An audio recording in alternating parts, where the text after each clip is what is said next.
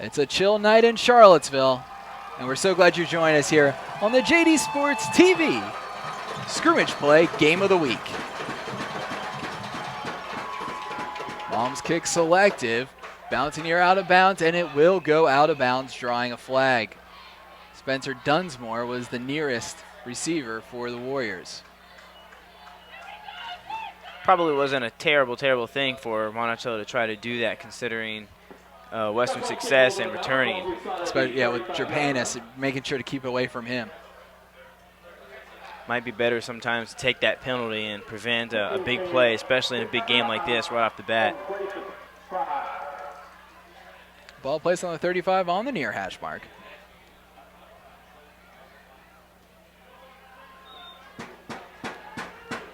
Western coming out, Kent Henry the quarterback.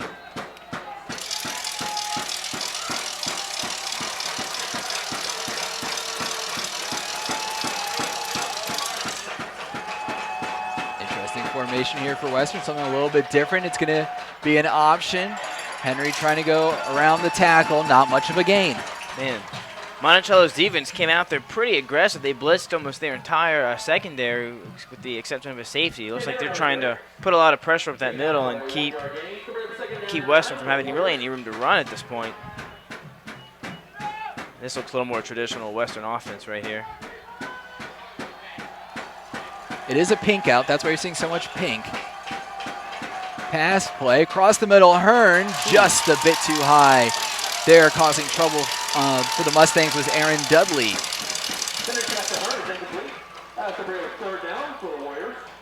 Third and a long 9.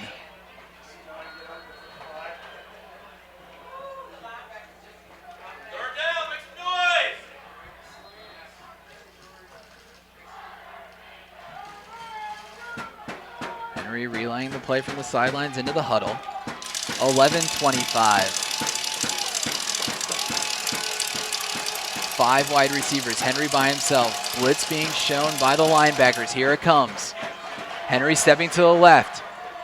There's the jump pass. Too high. Incomplete pass going for Burke Summers. We're going to see our first 4th down. Even though that play didn't quite work out the way Western wanted, I'll tell you, Henry looked really amazing there, the way he moved out of that pocket, stayed cool. That throw was actually not too bad. It was very close to being complete. And I think that guy is going to be a heck of a player in the future. He already is a heck of a player. Well, here's one for you. Is Western going for it? They're going to drop back into the punt. He drops back now, takes it. It's punt blocked. Wow, it's blocked. Picked up, and Monticello will score on the fumble. Sean Means bringing it in. Well, we talked about special teams being a huge thing in this game, and right off the bat, there we have a special teams playmaker that puts Monticello right in the head. So that's a huge momentum swing, and see how Western responds to this.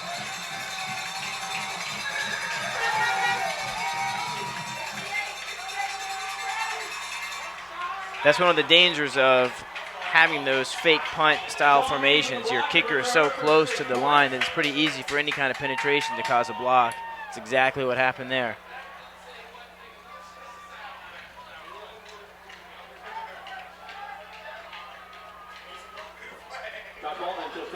Mom coming in for the extra point.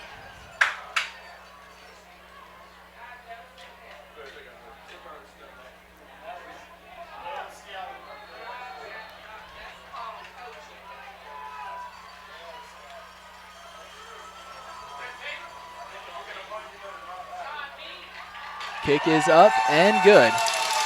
Very so good. 7-0 Monticello with the early lead. Tough way to begin the game for Western.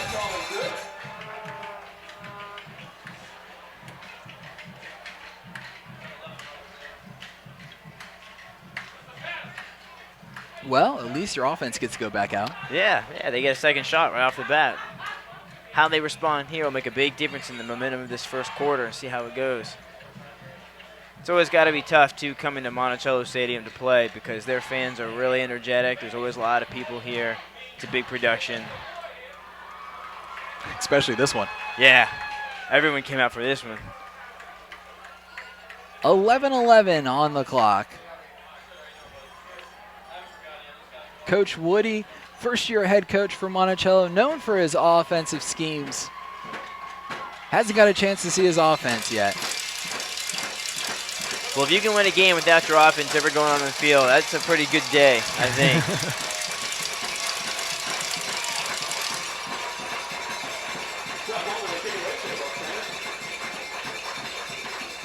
I'm sure he wants to see what St. Hill and Tillery, though, can do for his offense. Oh, definitely. Mom sends another one high in the air. Trepannis going to pick it up at the 10. Trepannis getting some contact, staying alive, and moving it to the 30-yard line where the Warriors come back out. That's a very impressive spot kick for a high school kid to be able to kick that high and that long and get that ball right inside the 10-yard line in the corner. That's a very, very tough thing to return. If Monticello is consistent at doing that, they're going to have great special team play all night. I told you, these are two kickers you'll be excited to see. Yeah, that is an impressive kick. Very tight formation here for the Warriors. Trepannis in motion. Gets the, he does get the handoff around the side. It's going to be a first down. What a play and what a fake. Yeah, that was a very good fake. Had me. Trepannis on the carry. Taken down at the 42-yard line. The result of a Warrior first down.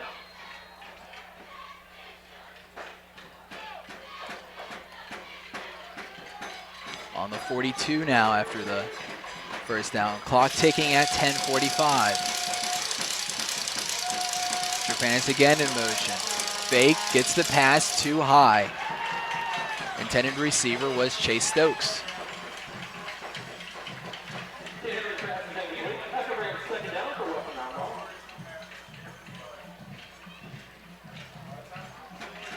I'd like to see Western do a little more running early on in this game. I think they're going to have to establish more of a run threat before they can get these passes off.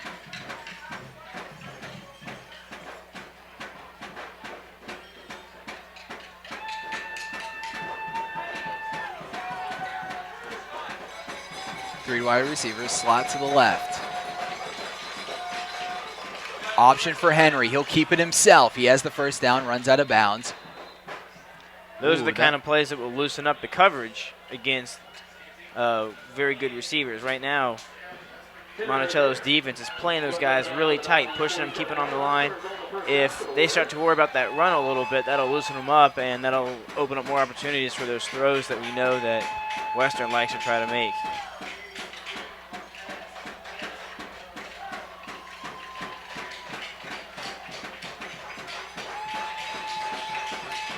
Henry with four options. Herndon to his left.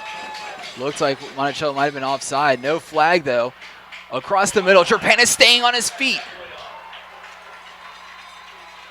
Another first down for Western. Beautiful, beautiful play by Western. The seam was open there. Didn't expect that one. No. And it looked like Monticello even jumped the snap. Yeah. I thought they were going to be called for offside.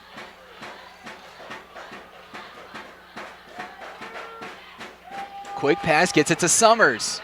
Middle seems to be open. Now what's going on here is actually really interesting. It's showing good coaching by Western.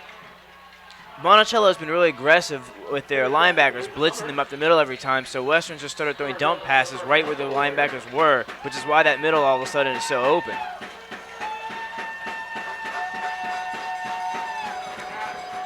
Chase Stokes, touchdown, Western.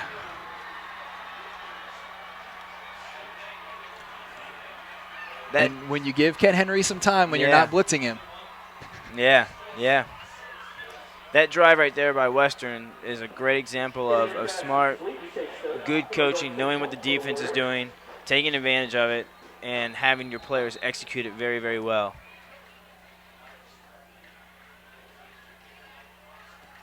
Oh, ball was placed on the wrong yard line.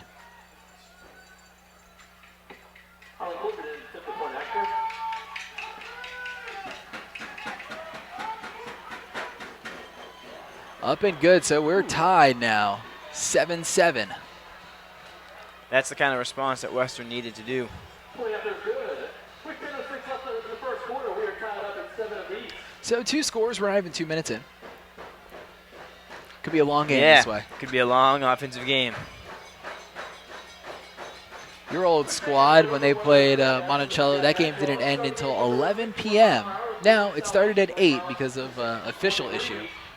Officials were coming from, in Charlottesville, coming from Stab in an early game, and the game went a little long, and they were late. Still a 3-hour game. It's pretty long for high school. I know that traditionally, Fork Union loves to throw, so time does not tick very quickly in those games. Actually, that was a high running game. That's very bizarre. And it lasted. Wow. Yeah, Fuma went more run. That game had 545 yards of offense for Monticello and 541, I believe it was, for Fuma. Wow. There must have been some penalties or something going on. That's bizarre.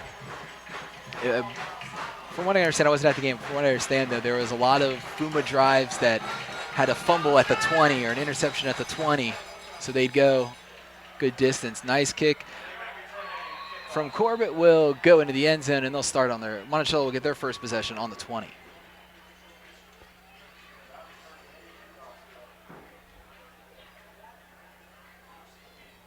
Be curious to see how Monticello plans to open up this offense a little bit, get Tillery some space to run.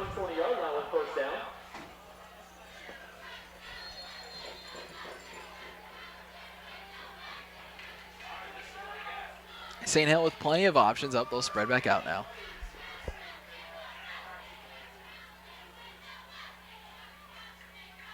Flight handoff for Tillery. He gets met at the line of scrimmage, able to get, though, about a 2-yard gain.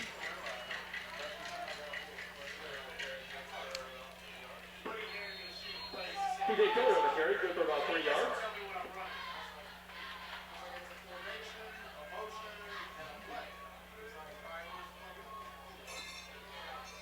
Jonte Banks, the deep back. Tillery, though, gets it again, coming from the outside. And Japanis giving him a run for his money as he brings him down.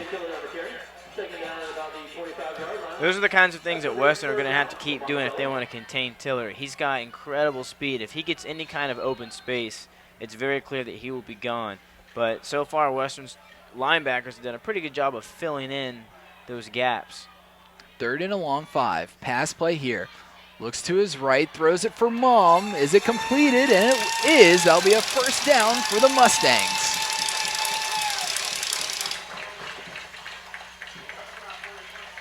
It's kind of fun seeing both of these teams have to work their offenses a little bit to earn these yards.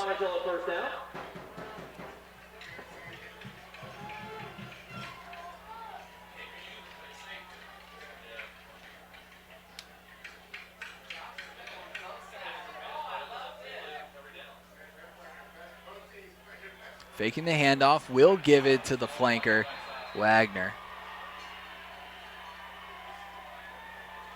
And that's going to be first play for a loss that we've seen. Well, Western's line just collapsed in Monticello's line there. That was a solid line play. Stay with the tight formation. Gives it to Banks. Banks piling his way through for a nice little gain there. About 9 yards, making it 3rd and 7. That kind of formation is tough to beat when you have 3 lead blockers that are all quick, and they just form that wall. Trying to find a hole there, a seam for their linebacker to run through is very, very tough. Tillery now getting it. The workhorse, he's trying to fight his way for a first down. It looks like a nice spot. We'll give it to him. They're going to move the chains. Tiller on the carry. Tackle made at the 46-yard line. Going to result in a Monticello first down. So you're getting again, trying to go around the tackle. Japanis there trying to rip that ball free. Nice grip there by TJ. I always love when I see players trying to strip the ball during a tackle. That shows some really, really good fundamental training. Shows that they've been coached very well. Second down for Monticello. Offense moving well now. Pass play trying to lull the defense to sleep. McNair, the dive just too far. Single pass McNair is incomplete. That's going to bring up third down for the Mustangs. It's an interesting play there. Tried to make everyone think the run. Oh, yeah. Well, they've been doing such a great job running.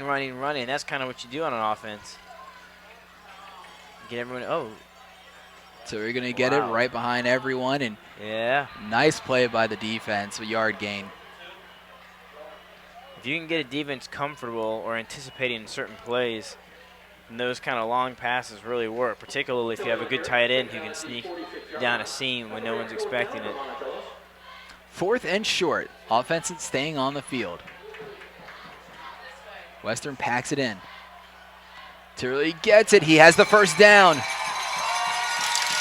Every play, Western sending multiple people to tackle him, and every play there's one person trying to strip that ball. It's a wonderful thing, and they're having some trouble trying to take Tillery down. You know, usually that's a secondary thing you do, try to strip that ball, but when you have a running back that can drive you backwards while you're doing it, you know, you might want to worry about the tackle first. Man in motion, gives the fake. The run for Darian Bates, the sophomore. Not many sophomores on this Mustang team. He's one of them.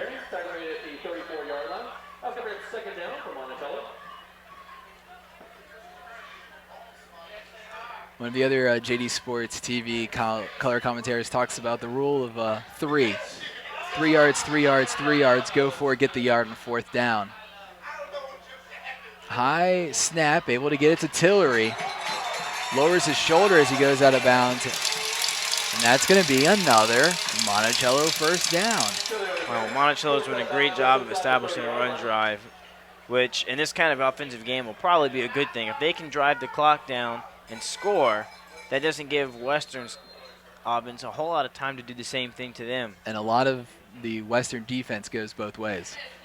Yeah, so that'll just tire them out. We got Hearn, Jerpanis, Kent Henry. Man in motion. It's going to go to Banks. He gets tackled by Oliver Herndon, but still a 3-yard gain.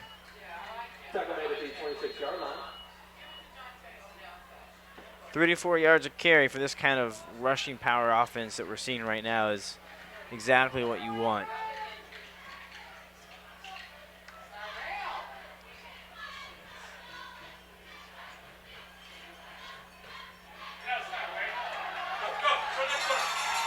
Gets to the outside and the corner. Second run there by Wagner. That one for a nice long gain. And you know, another Monticello first down. On Getting defense, awful close to that end zone already. Western better figures out some way to stop these guys. it's already 5:15 as the clock cranks away. They got this ball at 10:06. So a nice 5-minute drive. Another high snap. Giving it back to Wagner. And the interesting thing about this Monticello offense is Kyrie Kuntz is their leading rusher, was their leading rusher, I should say, and broke his leg 2 weeks ago. So can you imagine if you had one, and he's a speed back. I mean, if you think Tillery's fast, he's very fast. Fumbled snap. And that's going to be a big loss. Picking that one up was Darian Bates. Nowhere to go. And that ball is going to be placed just past the 20. Those kind of mistakes right there are the most frustrating for an offensive coordinator. When you drive, and then you blow it on, you know, stupid kind of penalties or stupid mistakes. I mean, it is There's been a few high snaps, so. Yeah. Wagner in motion. Fakes the pitch, going to be a pass. Has Wagner. Too far.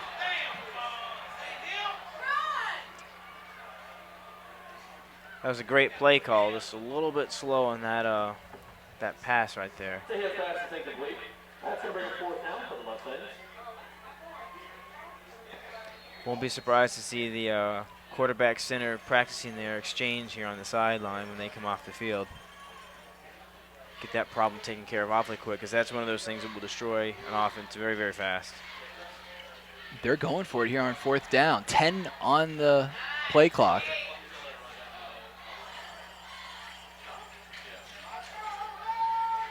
Oh, an official saw blood to change one of the players, and that's going to 3 seconds on the play clock.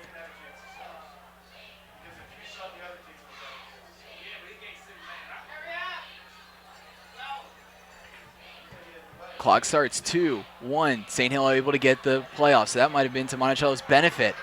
Pass to the end zone, incomplete. Through the hands of Ken Henry. And now he'll get a chance to put his hands on the ball as the offense comes back out for the Warriors. Monticello looked a little rushed there. In a situation like that, rather than necessarily going for the end zone, one of the great things that would be good to do there is try to get whatever yardage you can, because you're already in great field position. The score is nothing dangerous. If you can pin Western's offense back and hold them there, you come right back on the field with a fresh start, and basically in the same place. And sometimes, though, the short pass gets a lot of yards. Henry and the boys back out. This one's going to go to Herndon. Gets hit in the backfield, but able to break through the contact for a nice 4-yard gain. Yeah, I'm not really sure exactly how that happened. There was a massive jumble of bodies, and somehow right out of the middle of that, someone was able to just pop right through.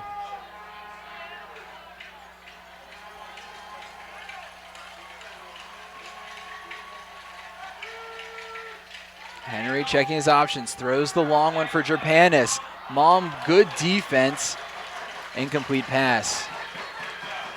It's really interesting for me to watch these more recent games and the way that offense and defenses have really changed even since I played, where you had the 5-man line was really big, and now that offense have changed to be more passing, you're starting to see a lot more of this 3-5 look and these different faster, quicker kind of players out in the field. Seems like football moves in waves that way. Everyone gets kind of big, and then they get small, and then they get big again as coaches try to balance that athletic difference between body sizes that they get. Looks like we had a defensive pass interference called on the play. And that'll bring a first down as the ball moves to the 40.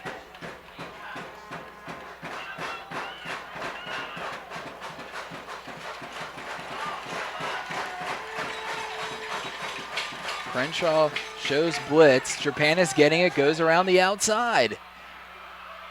Stays tiptoeing down the sideline for the first down as he crosses midfield, going out of bounds at the 47.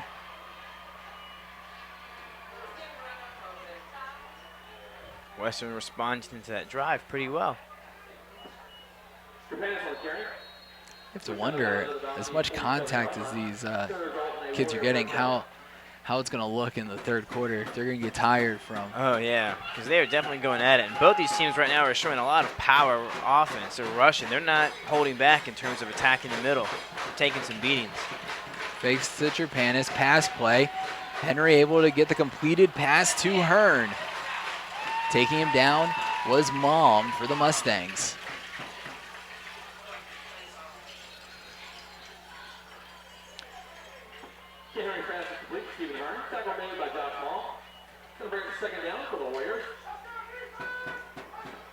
It's always fun when you see a safety make that kind of play so close to the line of scrimmage. It shows a lot of awareness in terms of him knowing what's going on with that play and knowing how to react and how to move, particularly when he's playing 15 yards back.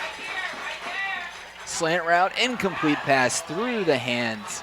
The intended receiver, Dylan Curry.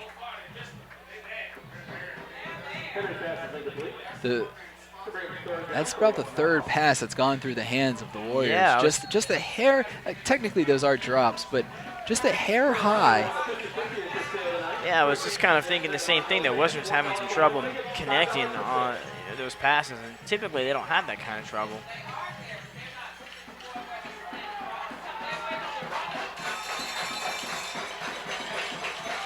Henry by himself, 5 options on the field for him. Does the quick pass, complete to Burke Summers. Summers with some space as he goes down the sideline, being rode out of bounds by Mom. First down for the Warriors with 2:27 left here in the first quarter. There's another great example of Western correctly anticipating how Monticello is going to respond to that play. They blitzed everybody up the middle, and a quick dump pass replaced where the linebacker was. First down. Jerpanis getting the high one and reeling it in, brings it inside the 10. This drive right now in this area is pretty much a repeat of the last time they scored. We're seeing the same thing happen. Western going to slow things down. Yep, and we'll get our first timeout. Monticello going to take this one. And you're going against two great offensive minds with Coach Redmond and Coach Woody. And you wonder if how much that kind of breaks apart to the defense. How much, when you're playing a great offense, do you get some pointers maybe from the offensive coach of what he's seeing on the other side of things, as if he's kind of scouting his own team? Oh, yeah, definitely. Whenever you're going to be playing a great team like this, it's always awesome to have an offensive mind kind of looking at things from that perspective, because they will have a different, obviously, vision of what's going on and how an offensive coach will respond to what's happening. It's a huge, huge thing, and it's everything with coaching. You need great collaboration. 2:04, that's the first charge timeout to Monticello.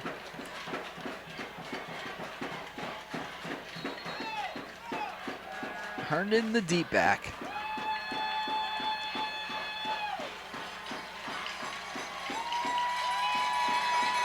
Mustang crowd trying to make some noise. Fakes it to Herndon, pitches it to Jerpanis on the swing, and he gets tripped up in the backfield. Monticello has obviously studied Western's option very, very well. And if you look at the way they attacked that outside linebacker just went right for that pitch man, which is typically what you do. You don't worry about who has the ball. You worry about the two possible guys who are going to get it, and you attack both of them. That stops the option, and it stopped it right there pretty solidly. Now we get the five-man wide receiver look.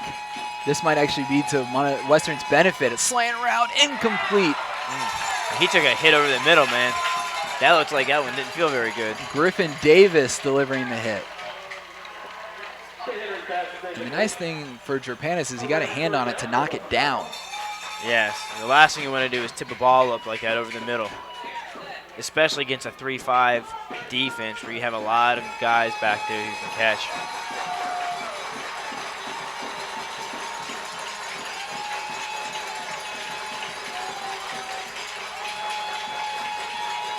Third down, still looking at all of his options. Henry by himself. Timeout for the Warriors. This is definitely a sign that both coaches think each possession's very important. Oh, definitely. Right now, that each coach is trying to outsmart the other. I would not be surprised right there if Western's offensive coordinator saw something that he did not like with the way that Monticello was lined up. They were lined up pretty tight on their receivers. Almost looked like a double coverage down here in the bottom corner. So, if you have any kind of pass play called, that's not going to work very well when you have that kind of aggression on the corners. It's about to get very loud here in Monticello Stadium. Yes, it is. Cheerleaders have entered the crowd, the stands. It appears they're trying to get something going.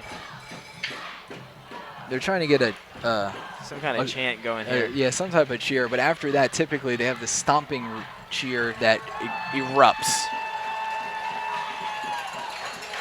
We'll see the here it comes. Mustang Maniacs. Oh, maybe not. They're leaving. Here we go. 122. Good protection. Throws it just inside the end zone. Touchdown! Sam Hearn brings it in. You just cannot give a good quarterback that kind of time to find a receiver. There was not a soul pressuring him in the least there. I mean, he's got great pocket presence as it is. Yeah, giving him time. I mean, you're just shooting yourself in the foot in that situation.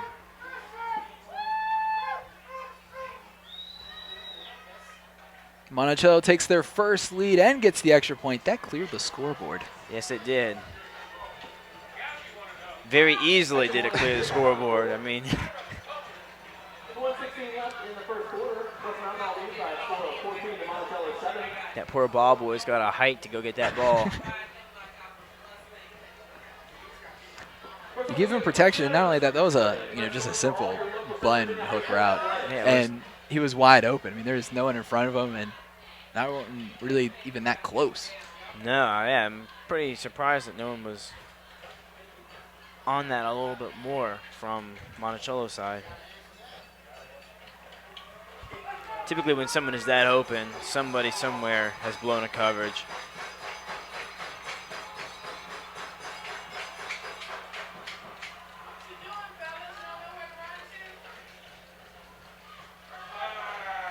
So 116 now, 14-7, Warriors with the lead. Someone said to me, they're like, I think this game's going to be a letdown. Won't be much offense. I think the defense is going to win the day. And I said, I think there's going to be some offense. Oh yeah, there's definitely an offensive battle going on here. No question about that. Corbett back out.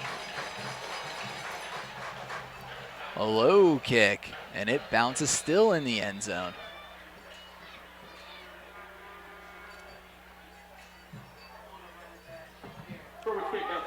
Haven't seen a whole lot of returns yet from the special teams, particularly with kickoffs.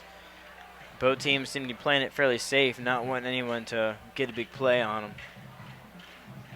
Which makes sense when you have this kind of talent returning kicks. I wouldn't want those guys running on my special teams either. Let's see what St. Hill can do here. Puts a man in motion, gives it to him. Nowhere to go. I believe that was Darian Bates. He met a whole bunch of white jerseys and black jerseys in there, and that was Bates. Banks now comes in as Wagner makes his way off.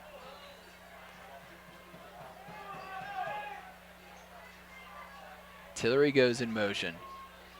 He gets it, goes up the middle. Another 2-3 yard gain.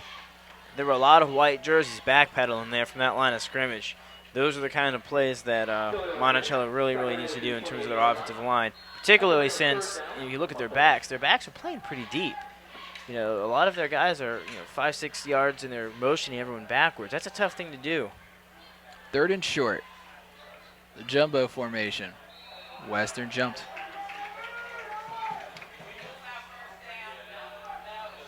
Did they cross the neutral zone? Yep. Gone offside. So that'll be a first down for Monticello.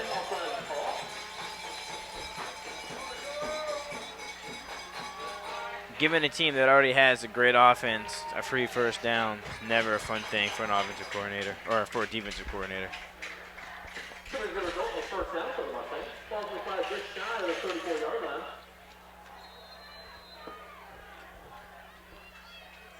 Still keeping that jump out, though. You had the play, you might as well run it, right? May as well if it's working. Wagner gets it, finds a little bit of a seam as he piles his way forward for an 8-yard gain. Seeing a lot of diversity here in both offensive schemes from both teams. A little unusual. And I'm seeing a lot of fire from the Western sideline from the coaching staff as we end our first quarter of play. They are not happy at all about the way this defense is playing. No, it does not look like it. And you see little blue shirts moving very quickly over on the other side. And a lot of arms jumping up. something is not right. It's always interesting, too, when you have a team that traditionally is so solid and is so talented. You're not used to having to fight and really keep up that high energy the whole game. And so when you face another team that has a great offense, a lot of times that sort of shift can cause some extra stress.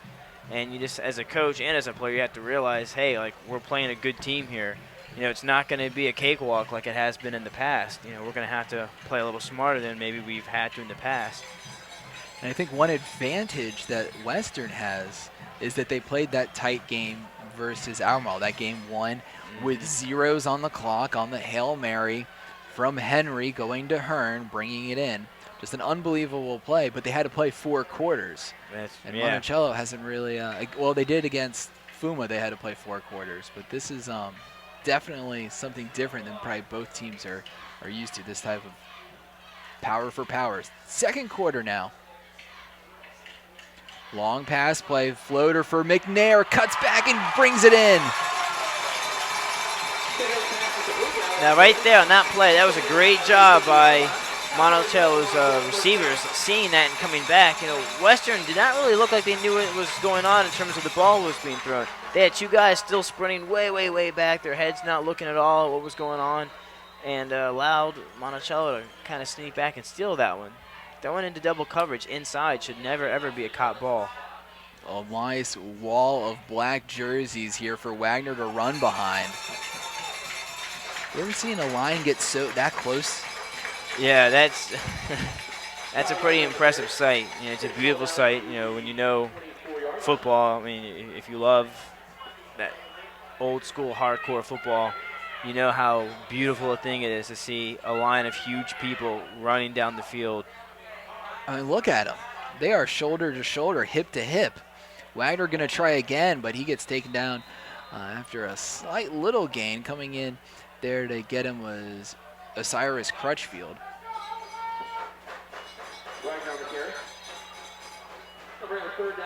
It's one of the toughest things to account for when you're trying to play a very tight offense like that is guys sneaking off the edge. You've got to make sure that your line really gets a good push.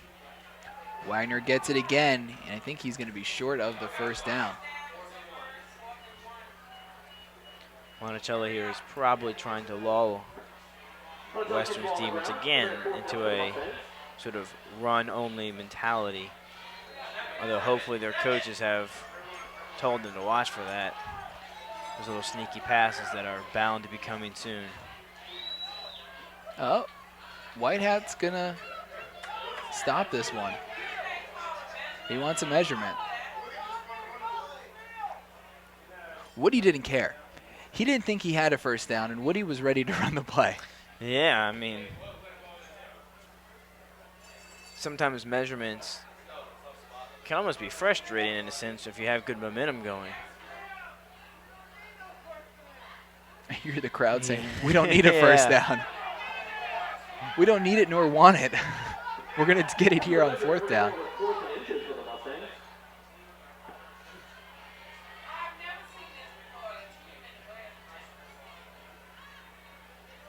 Monticello's awfully eager to get going. They're lining up before the chains are even off the field. That's being the chain gain, which I did in high school. Obviously, I did not play football. I mean, the chain gain, that's the most dangerous part, is trying to get everyone out of your way as you bring it across. Yeah. And it's funny because, as a coach and a player, you hate the chain gang because you look at them as being in the way, and they look at you as being in the way. And so there's like this constant animosity between the guys that kind of control where the ball goes. My favorite part, though, is getting a chance to run out onto the field to do the measurement. St. Hill going to keep it behind his line. He has the first down. Yep, that's a heck of a push. I mean, Western's line just collapsed there.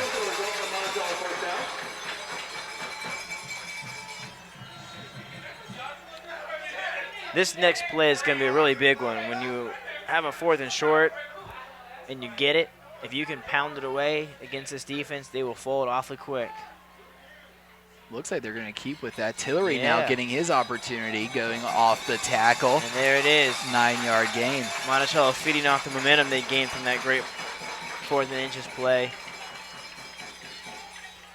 I mean, if you can run it like that all day, there's no reason to ever stop. Why risk throwing the ball if you can drive it down the field? And notice now they're going under center, a little bit easier for the snap. Tillery getting it again. He has the first down.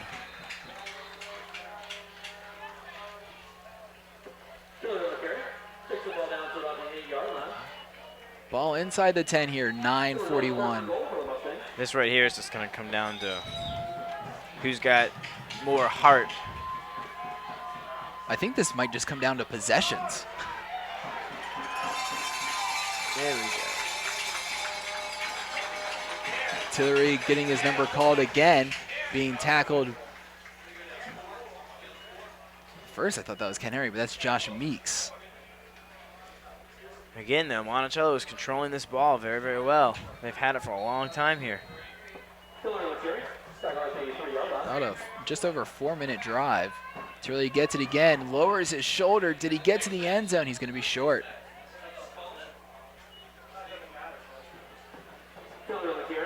Well, this is going to mess up his average yards per carry because he only has to go half a yard now. I don't think he'll mind messing up that for a touchdown. I don't think so either. Oh, St. Hill is going to take his touchdown. Wait, they haven't signaled yet. It's short.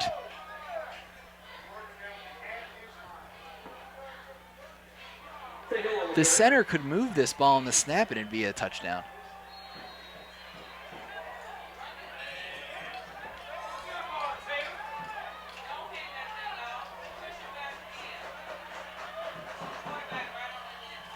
Don't get a flag.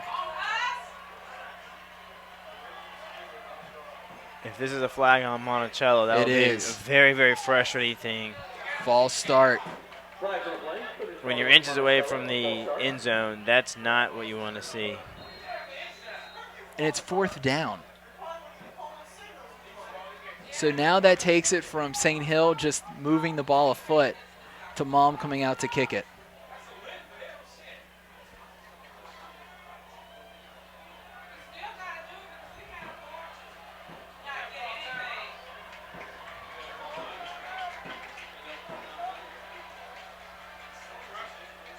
They get the snap off before the clock hits 0.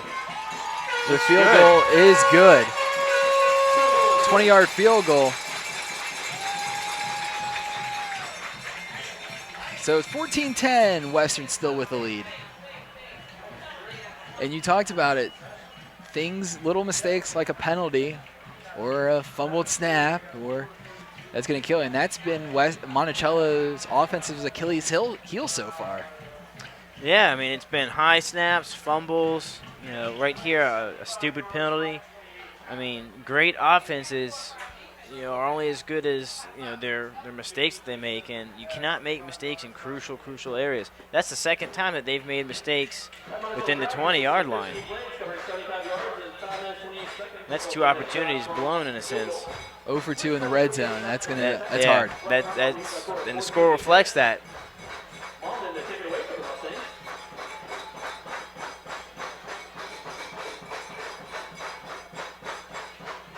I love talking to old coaches like yourself. Stupid penalties, stupid mistakes. It's never just a mistake. It's always a stupid penalty, yes. Yeah, it's always a stupid penalty. There's no such thing as a acceptable penalty. It's never just a mistake or just a penalty. It's a stupid penalty, a stupid mistake. That's always think that's funny. When you definitely can hear the coach in you coming out. This kick going to be picked up at the 12. Not much room to go anywhere. Brought back out to the 23, where the Western offense comes back out. The real shame of it all for Monticello is it's not like they've had stops on their offense other than that first drive they did, but after that, I mean, it's... Oh, no, they've been dominating in terms of field position. They've been able to do whatever they want to do. The only thing that stopped them is themselves, and that's what's most frustrating about those kinds of penalties and mistakes is, they sting and they dig at you because you stopped yourself. It wasn't that you got outplayed. Henry fakes the handoff. He'll keep it himself. He piles ahead, bringing the ball just shy of the 30. Nice little 6-7 yard gain. Monticello's corners were playing really, really aggressive there, attacking the receivers right on the line of scrimmage, which is going to make it really tough for Western to utilize them in any kind of passing game until they can establish a really solid run. Oliver Herndon, the deep back. Blitz coming. Herndon, though, getting it on the dive. About a yard.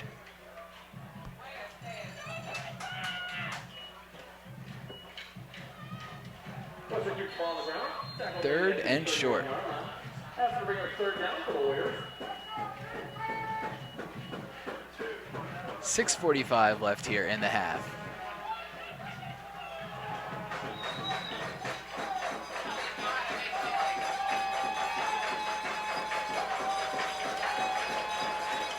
Henry keeps it himself. Nowhere to go, and he saw a big 77 Morgan Wilson, the junior D lineman.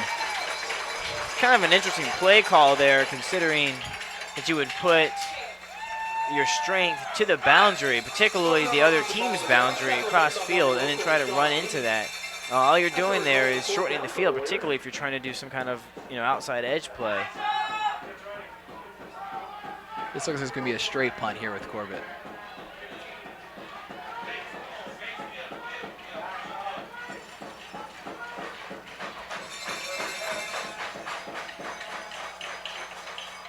Corbett gets the punt off. Bounces out of the 30, and it's going to roll all the way down. Out of bounds at the 10. Wow.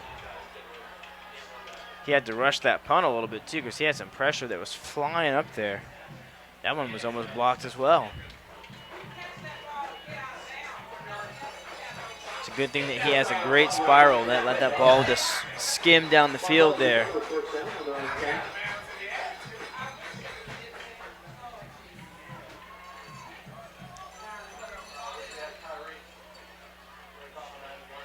Tillery behind St. Hill.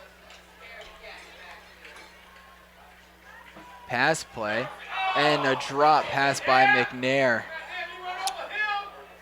That's a frustrating drop, too, because he was wide open. There was nobody there. He was anticipating contact coming from Summers, and Summers gave him plenty of space. It's one of those things that's really tough to teach a receivers not to turn away before you have the ball secured. Handoff to the man in motion. That was Bates, and we get a flag getting thrown into. Yeah, I was wondering about that. It looked like somebody may have been moving a little early there, but I don't think that was what the flag was throwing. I'm just surprised it wasn't thrown a little earlier. And a hold going against Monticello. That's not what they needed with the field position that they have. This is a great chance for Western. As a defensive coordinator, this is the kind of position that you're just licking your chops to get, because you can pin an offense deep. And penalty was declined. Wow. 3rd and 8.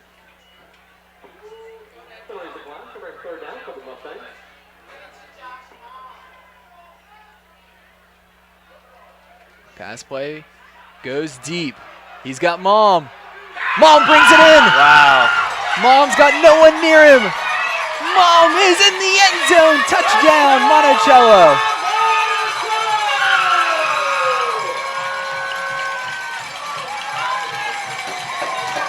That is a heck of a play right there.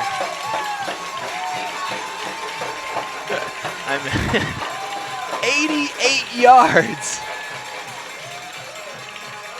88 yards. And that's an amazing feat, considering all those mistakes and issues that they were having at the beginning of that drive. To respond that way is just incredible. It's a great throw, excellent athleticism. Those are the plays you hate to see as a defensive coach. Extra point is good. So Monticello gets the lead back. Not trying to second guess here, but do you take that penalty on the hold? 2nd down, moves it to the 6.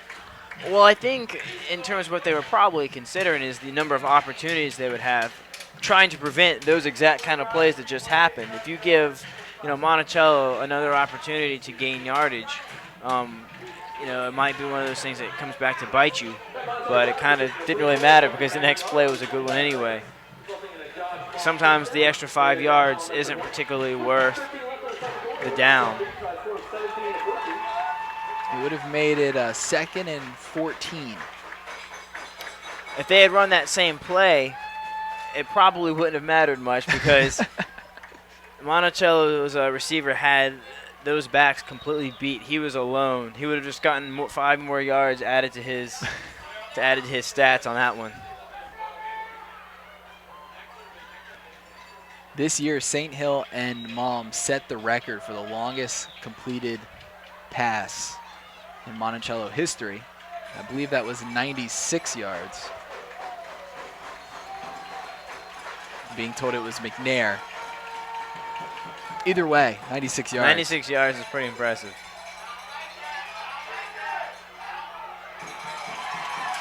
And the return will bring it back out to the 24. Bringing that out was Spencer Dunsmore.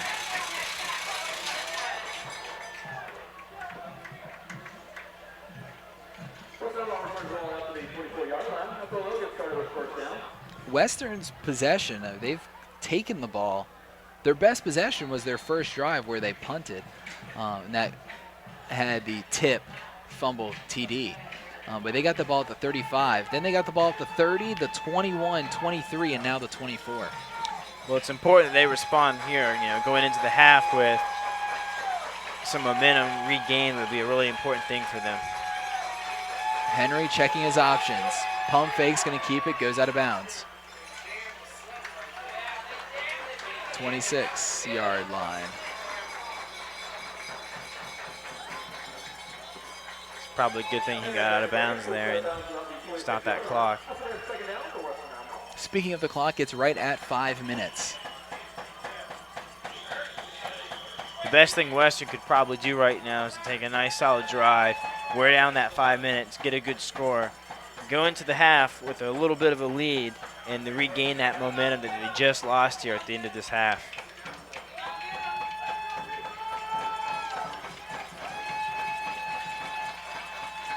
Fakes the handoff. Gets out of the trouble, throws it in a very tight window, incomplete pass.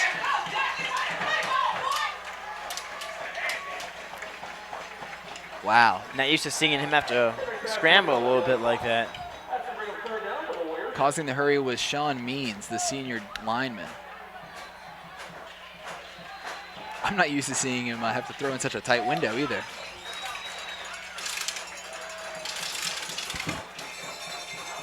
It's a big testament to those 3 guys sitting there on the defensive line of Monticello that they can cause that much havoc 3-on-5.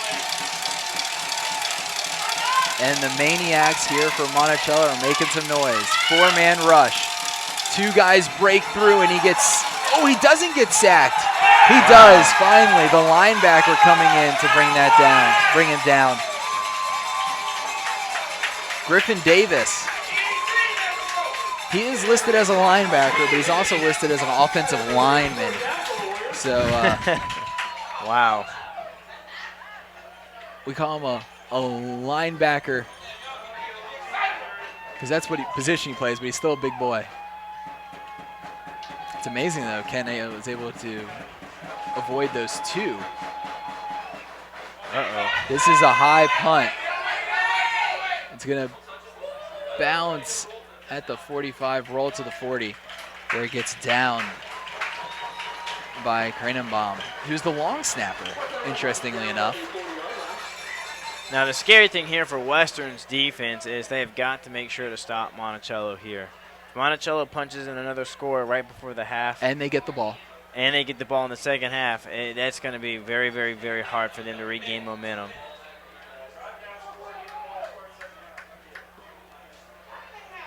One wide receiver. Tillery going to get it, though. He gets hit at the line. Still falls forward for a slight gain.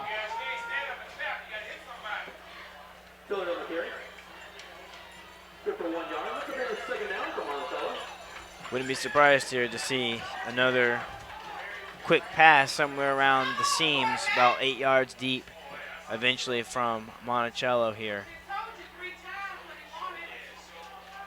They've been running this tight formation so much.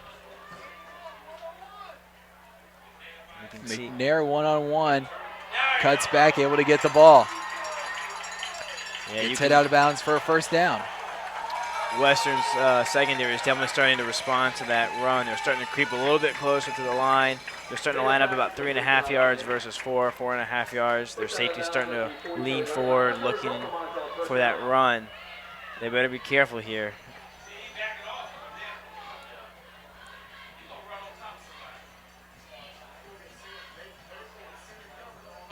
Tillery gets it again. Gets some contact on the line, goes back out. We get a flag coming in from behind. First down as he goes out of bounds. Forcing him out was Oliver Herndon. I think that's going to be a hold, and it is. Brings it back. Got to make those tackles, though. They got lucky on that one with that penalty.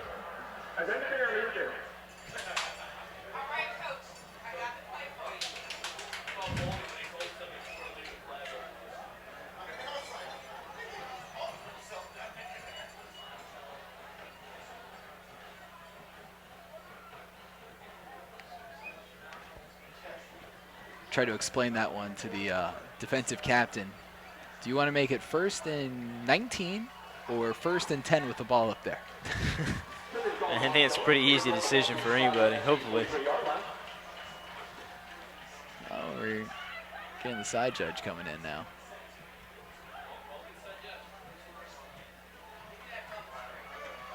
No, he's good. All right, 3:15 as the clock ticks. St. Hill gives the handoff again. This time for Giante Banks. He finds some space as he gets taken down from behind. A lot of missed tackles Banks. again. A lot of missed tackles. It's a 9-yard gain. Almost back to the original line of scrimmage. Now the good thing here is even if Monticello doesn't score, they've really taken a lot of time off the clock, so does not give Western a lot of time to do much. Yeah, the key thing here is not turn the ball over. Pass for McNair, incomplete. Through his hands.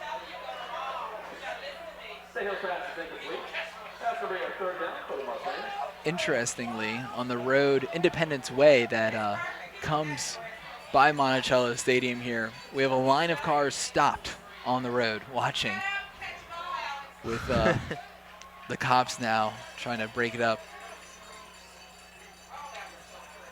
It's a 2-lane road, but there's a center turn line, so I'm guessing cars are forcing everyone into the center turn lane. St. Hill's now going to throw the bubble. Completed to Tillery. He's got plenty of room. He goes down. Has a man to beat. He'll use some contact as he gets hit out of bounds. Banks forcing him out. And then another trip back into the red zone, which hasn't been too kind. Oh, we got some laundry. Laundry back at the 39, and it's another hold. Penalties, penalties, penalties. Get you every time. This is going to put it basically back to where the play started.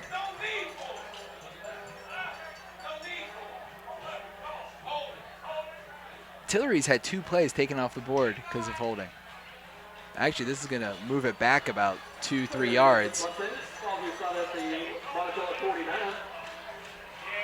It's nothing more frustrating than holding calls, and they've been called on it enough now that you know the refs are going to be looking for it. They're expecting to see them.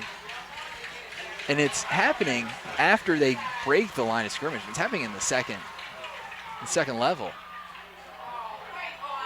Pass for Mom incomplete. Some hurry action there from Patrick Maupin. Looks like there maybe was even some confusion there. He was just trying to get the ball away, but it's dangerous trying to get the ball away and throwing it that close to the middle where other colored jerseys are waiting. 2 minutes and 9 seconds here as we get ready for the punt. And I like to say they didn't use much, they didn't give him much time, but Henry led a 1-minute drive last week. Ball will go out of bounds. Banks was waving fair catch anyway. He'll go out of bounds at the 20. Well, Western's got 2 minutes to make something happen here. They did it in a minute 2 weeks ago, so.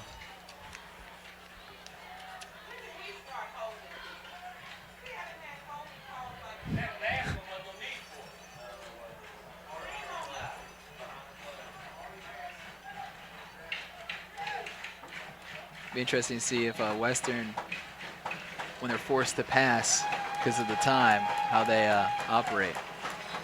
Oh, yeah, definitely, especially the way that Monticello's been playing their Of course, they receivers so come with a aggressive. very tight formation. Pass play. Henry with a long pass to Hearn in coverage, incomplete. It's going to be really, really hard for them to throw. Monticello has matched their receivers very, very well. Good action there by Jeremiah Sims, the safety. This overall defensive scheme is actually pretty solid by Monticello. They're attacking those receivers really hard and then letting their line and their linebackers be really aggressive up the middle, and there's just not a whole lot of space for Western to do a lot. Henry, a little bootleg action, gets the stiff arm, throws it long, he has a man, Banks can't bring it in. That one's thrown just a hair behind Banks.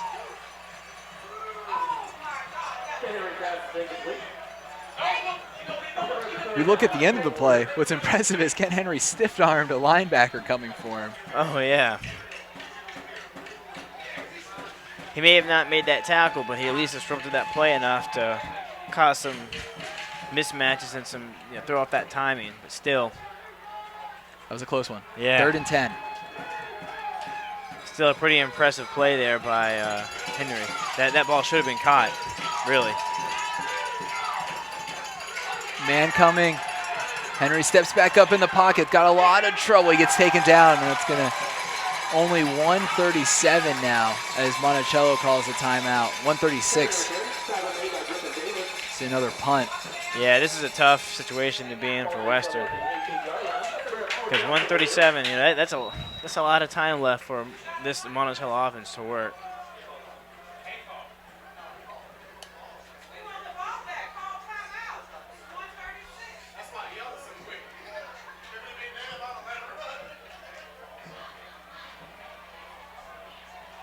Well, the first few drives we saw from Monticello, they didn't operate very quickly on offense, but then they have that 88-yard touchdown pass, and that kind of changes things.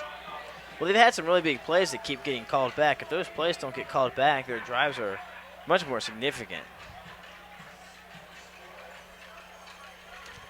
I guarantee you that'll be one of the things they address at halftime.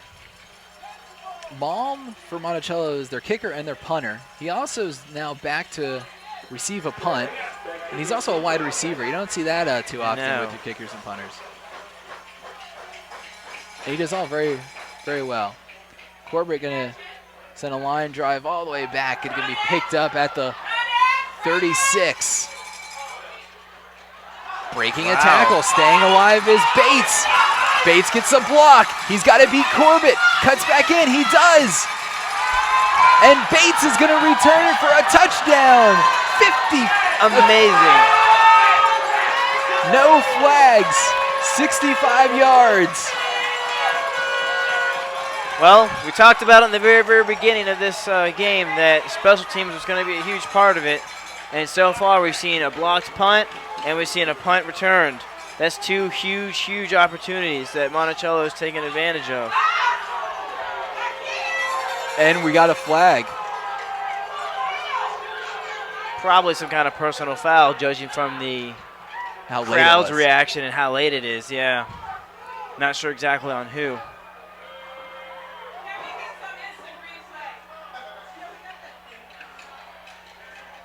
Flag on the return. Penalty call against the Mustangs.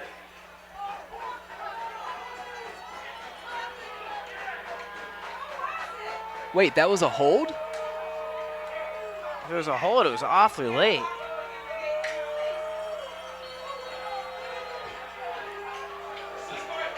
All right, here we go.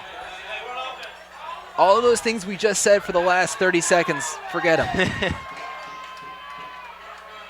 Tillery now going to get it. Run up the middle.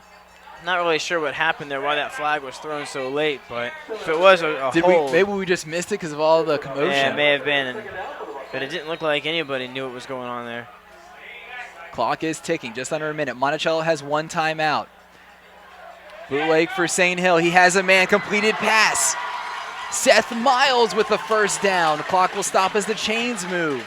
Ball to the 11-yard line. It's a great response by Monticello considering what just happened to them.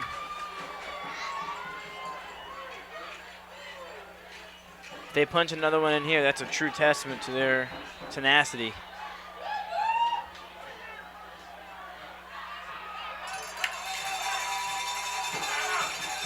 Wow.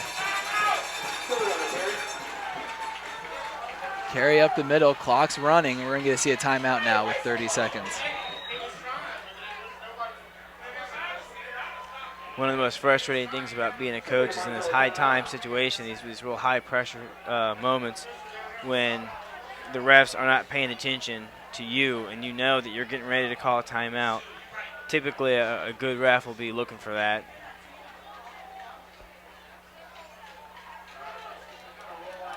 Refs get blamed for enough. That's the last thing they need, is to have more things yelled at them for. 30.5 seconds here.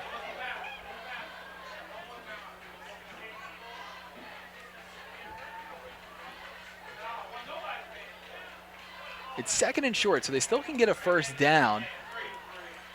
I believe the yardage marker is at the 1.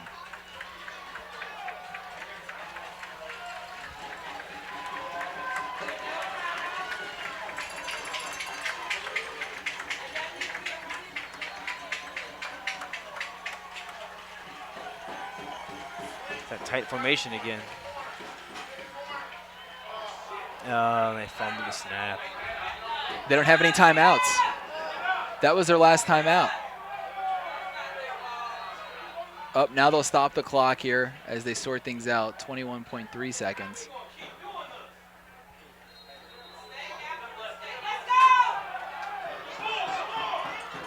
Clock starts running, 15 seconds. Run another play, Tillery needs to get into the end zone. He's short.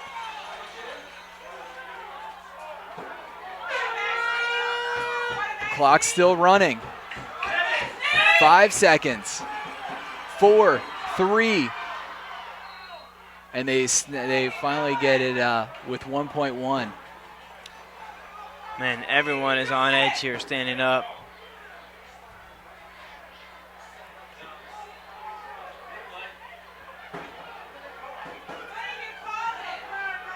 The refs are going to...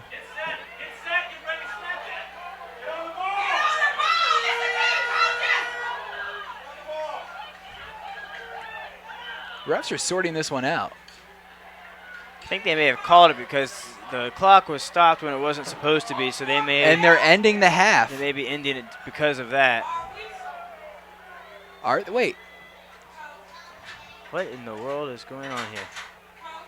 Coach Redmond trying to, they're not ending the half.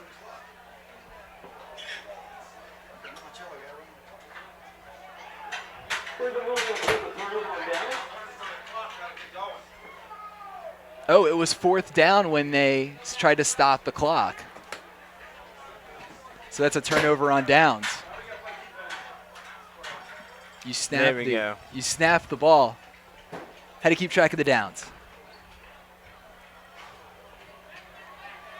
All right, so 1.1 seconds. He can't kneel it down. Can't fumble the snap here. Yeah, this is a rough one. Oh, he's going to kneel it just behind his center as that ends the half. Well, that's a wild end, but the most important part of it all that we haven't talked enough about is that's another trip to the red zone that Monticello has not converted. That is 3 trips that they have given up. This game would be very, very different if Monticello could eliminate those mistakes and, get this offense running clean.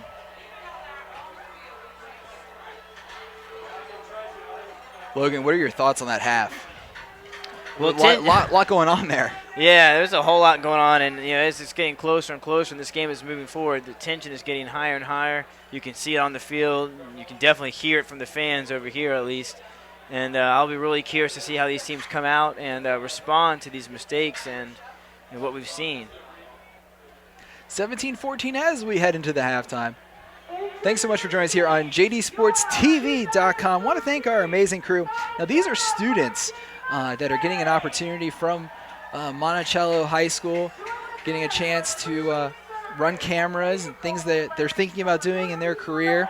I want to thank all of them, the 3 students, Morgan Leak, Ethan Goodman on cameras. Cal Mintzer's our producer, a senior here at Monticello. He's Logan Boggs, and I'm Brian Rothwell. We are not students. No, but we do have some fun here on the broadcast. 15 minutes on the halftime clock. We'll be back in a little bit. You're watching JDSportsTV.com.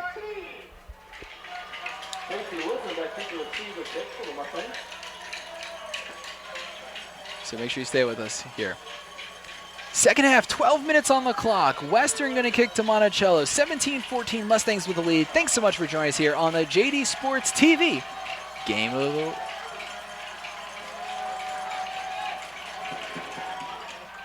Corbin with a nice long kick. It'll go into the end zone. So Western starts from familiar ground. Monticello starts from familiar ground on their 20. I'm not sure I would want to be a gunner on Western's kickoff team because it seems like all they ever do is just sprint down the field. They never get the opportunity to really do much because their kicks are always in the end zone, so it's just like running sprints for them. See, Florida State on ESPN showed one of their punishments is the pencil roll. Helps also with core strength. Roll across the field. Oh, I remember those. Handoff here going nowhere, so early on, at least on the first play here, Western getting some good penetration through the line. Still got a ways to go, though. Bread and butter of the first half was those linemen for the Mustangs. Shoulder pad to shoulder pad, hip to hip, just causing a wall. They're spreading out here for St. Hill. Puts a man in motion, fakes the handoff, has trouble coming his way, gets the pass off, bringing it in is Darian Bates. Pretty solid effort there. What a play there for the sophomore. Yes, Western had a little bit of pressure back there that kind of disrupted that play.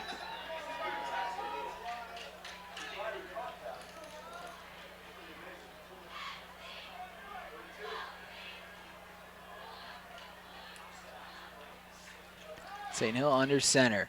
2 yards to go. Gives it to Wagner, and that's going to be the first down. Monticello still making pretty good use of that power run formation that they've been implementing pretty well here. Haven't seen a lot of response in terms of adjusting to that from Western so far. St. Hill, quick drop back, tries to get it to McNair, and Henry breaking it up.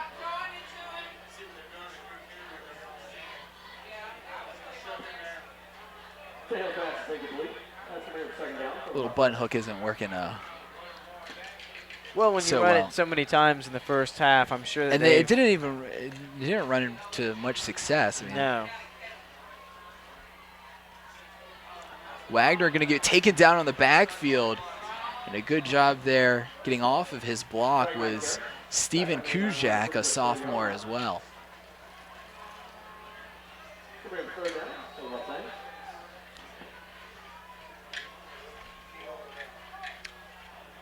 So 3rd and 11, I think. No, this is the second time they've had a third down longer than 10 yards at least. A high snap. Going to get it to Tillery, kind of a delay, and that might have worked to his benefit as the blockers were able to set up, and that's going to be a first down.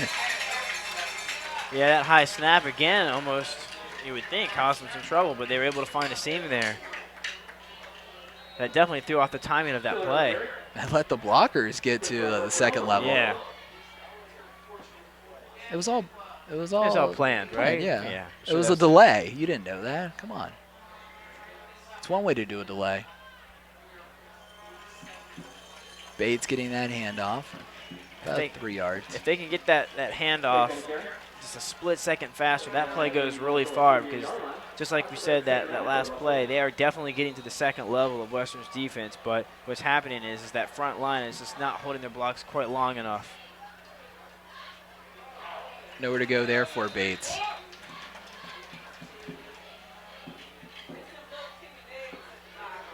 Tillery going to come back in for third and short. Now, it looks like one of Western's adjustments may have been to tell their defensive ends to really squeeze the line hard, because so far it looks like that's what they're doing.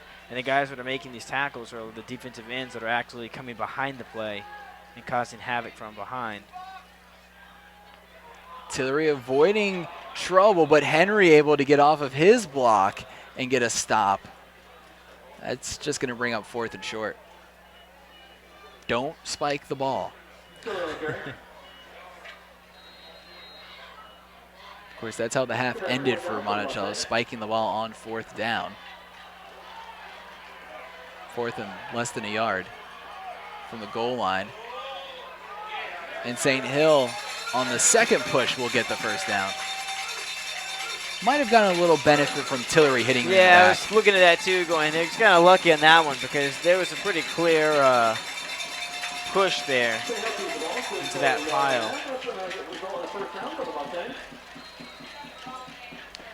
Tillery definitely gave him some assistance. He was behind him all the way. Tillery going to get his number called now. And they got that play out before Western's defense was completely set up. The way this Monticello offense has been going, though, it's been a game of just 3-yard gains, 3-yard gains, 5-yard gains. Which, truthfully, is a fantastic thing as long as you don't make the mistakes they're making. In the fourth, yeah. I mean, if once, you once make it gets to the red zone. Right. These long drives are perfect. Wagner going to get it. It looked like Western jumped, but no flags. No gain. I'm not sure if there was so much a jump as it is. I think either Monticello was just a little slow, or that one lineman was awfully fast coming off of there. They might have just timed the. Yeah. That guy, I mean, when you're that nose guard and you're right over that ball, as soon as that man's arm flinches at all, you're gone. Especially for a little quick guy playing the center just like that. Quick pass gets to Bates, and he gets taken down as soon as he catches it. We're going to have 4th and 3. This is a crucial play for Western Albemarle here. If they stop him here, that's pretty good field position. They can work from there. 3 yards, though. They've had many a play go 3 yards, Yes, especially they have. with Tillery as the running back. St. Hill's going to go under center, and he needs another big body in there, Rashad Brooks. Going to guess it's going to go Brooks' way. And it does. Tillery. And he gets stopped. Again, a very slow developing backfield kind of hurt them on that play. So turnover downs here with 6:36, a long drive, nothing to show. The best position Western's been at as they take over here. Previous to that was the 35-yard line on the first play. What would be nice to see now from Western is Western to match Monticello's pace and to control the football, wear down Monticello's defense a little bit, get a good score without making those kinds of mistakes that have killed Monticello so far. Henry dropping back, able to get it to Summers, gets to the outside, out of bounds at the 50. Oh, not at the 50. They're marking that at the 48 and a half. 3-yard gains are nice, but I guess if you can get 10 yards as well, that's just as good. I mean, I I guess. suppose, if your offense is capable. 10's okay, 3's ideal.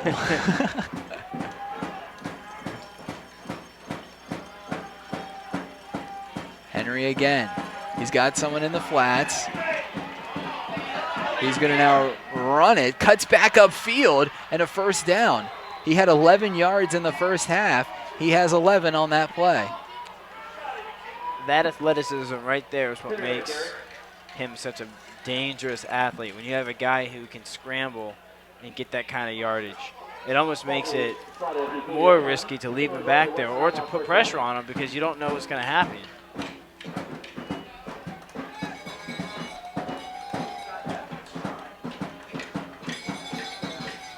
So 10 yards was fine. Is 11 yards okay? I guess 11 yards is okay too. I'd be satisfied with a 10 and 11 yard gain. This one's going to be a handoff. and nowhere for him to go. A good push there by the lineman, trying to get his number. I believe that was Sean Means. Tackle made by Sean Means at the 41-yard line. He's getting credit for the tackle. Down for the Warriors. Even maybe a slight loss. Before we announce the 50-50 raffle winner in just a moment, go ahead and get those tickets out. Western looks pretty calm here, though.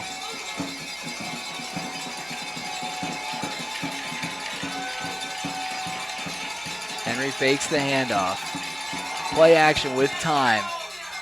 Able to get the completed pass, cutting back upfield, making some more moves. Trey Banks, touchdown! 41-yard touchdown, Trey Banks! And there were a few Mustangs slowly coming off the field on that one. Got a couple guys hobbling around out there. I don't know exactly what happened, but two of them were laying in the same position. They probably interlocked legs because they're both hobbling with opposite legs. That was a heck of a catch because he threw that into pressure.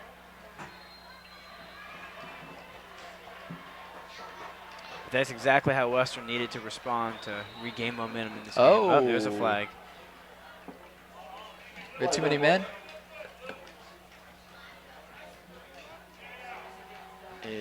Encroachment. Offside there. Someone must have lined up their head over the ball. I know it's just an extra point, but that has to be frustrating. You're just lining up. I mean, yeah, that's, if anything, it's just annoying because it just slows the game down, especially on an extra point. So it's not a stupid penalty? Oh, it's still a stupid penalty, but we'll find one. It's more frustrating than stupid, I guess. And the extra point is good from Corbett. That makes it now 21-17, Western with their second lead of the game. They led at 14-7 and 14-10 and 14-7. Well, we talked a lot earlier about momentum changes being kind of a key in this game and ball going back and forth. And so far, that's held up pretty true. We've seen, both teams have their ups and downs, and I think for the remaining time, it's really going to come down to who responds best to these momentum changes. Ken Henry has 22 yards of rushing yards and passes. Trying to see what he had at halftime here. Lose my paper. He had 98. So he just had a 10-yard completed pass there, and then a 42 or 41-yard for the touchdown. And that's his third touchdown pass. One of the impressive things is Coach Woody, a lot of respect for Ken Henry. He said when at our pre-production meeting, said, they're going to score. We know they're going to score. It's going to be one in the trenches. We're going against the best quarterback in Virginia. So a lot of respect between these two. This one's going to be brought back from the 16. Breaks one tackle, breaks a second one, gets out of a third, but can't get out of the fourth. Ball going to be on the 21. Western looking awfully excited over there. A lot of their guys dancing around.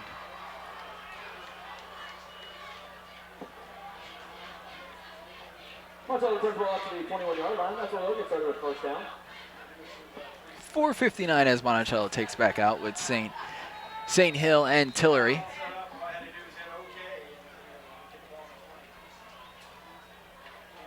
Yeah, typically the ball's been starting at the 20 on the kickoff, so Western's excited about letting Monticello start on the 21. And Tillery there getting stuffed by the defensive line. First man on the tackle there was big man Patrick Maupin. It's got to be awfully tough for an offense, too, to control the clock so well and then to have the defense come out and not perform as well as they've been performing and have a quick score to match your momentum. It makes it tough to sustain these long drives over a whole course of a game. Yeah, there's only a minute-and-a-half drive. St. Hill getting some pressure, steps back in, gets the pass. Got a flag. Flag coming in from the back judge. Completed pass to Malm will be a first down, but we'll wait for the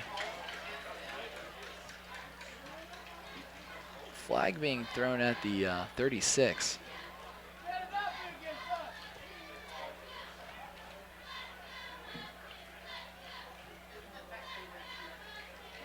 And a hold going to be called against Western will be declined. Woody will take his first down. I think that's the first hold that Western's had against them. I think everything else so far has been against Monticello.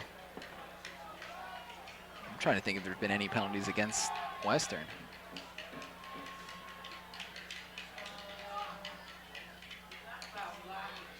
St. Hills gives it to Wagner. Wagner gets hit hard by Meeks. He didn't gain much for it.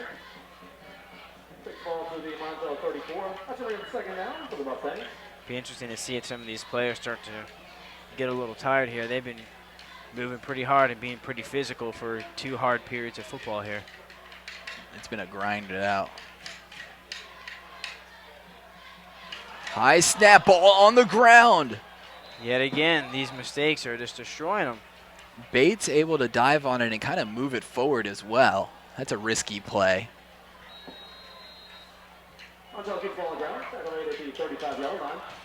I'll be surprised if Monticello goes back to that under center jumbo that they were running earlier. 3rd and 8. Quick pass to the flats. Malm gets it, but he gets hit as soon as he brings it in. Still with a nice little 3-yard gain, but that's going to bring out the punt team. That's a kind of a, as a defensive coach, it's nice to see your defensive players get that excited about making a hit. But, man, it's also risky when you see a guy going for that big hit and he's a little out of control and he does something stupid and kind of dives rather than, executing good tackling technique. He goes for the kill shot and risks missing it entirely. I mean, if he misses that, that's wide open. He almost did there. Well, up to punt. Able to get it off. Not very far, though. That's going to roll down to the 23-yard line as it gets picked up with 2:25.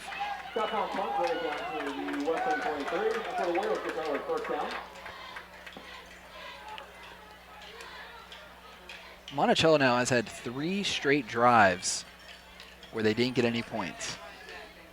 And one of them, they got it all the way down to, inches. Yeah.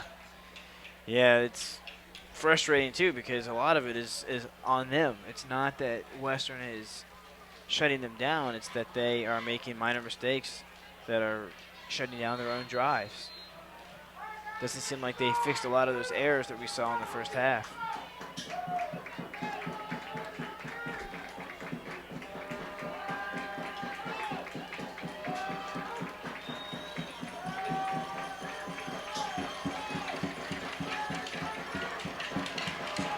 Henry gets the low snap, looks deep. Trying to get it to Steve Hearn, and I do want to apologize. I've been saying Sam Hearn. Just looked at our Twitter mentions from the Hearn sister, Sarah, and I apologize there that I've been confusing the Hearns. Sam Hearn is the sophomore backup quarterback. He's the one relaying plays in from the sideline. Okay. Steve Hearn is the wide receiver who had a great play 2 weeks ago here for the scrimmage play game of the week as time expired. So apologize for that. The option now for Henry. Decides to pitch it very late and getting a little tripped up there is Herndon. But a nice little gain. Brings him just past the 30. Looked like Herndon wasn't quite expecting that pitch to come. But pretty good decision by... When you got Ken Henry on the field, you got to be expect anything. anything. I mean, the positioning was still there. And it doesn't matter where you are on the field. If you're the pitchman, you're supposed to maintain that relationship.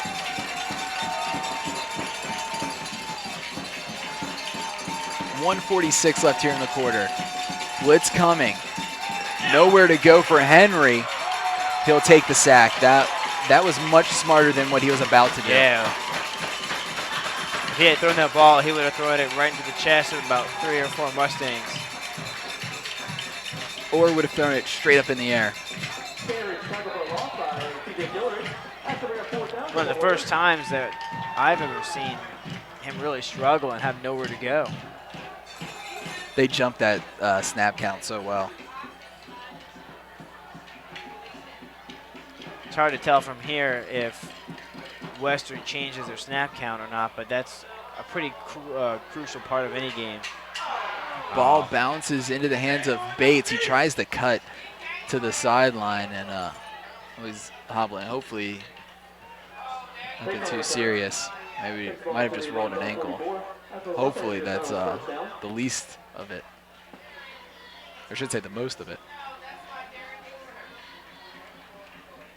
Bates going to come out and quickly to the ground he goes. 56 seconds left in the third quarter. Ball on the Monticello 44. Completes the pass to the flats, but nowhere to go. Bringing him down was Justin Hawes. This little spin pass, this little screen that Monticello has going is working fairly well in terms of getting off. I've never seen a high school team try to do something like that. I mean, that's a pretty tough play to execute. That's got to take a lot of practice time to get right, because to throw blindly like that is pretty amazing. Going to go to Tillery as he comes across the middle. Tries to cut up field and only gets a yard. 20 seconds on the clock. That might be the last play of the quarter.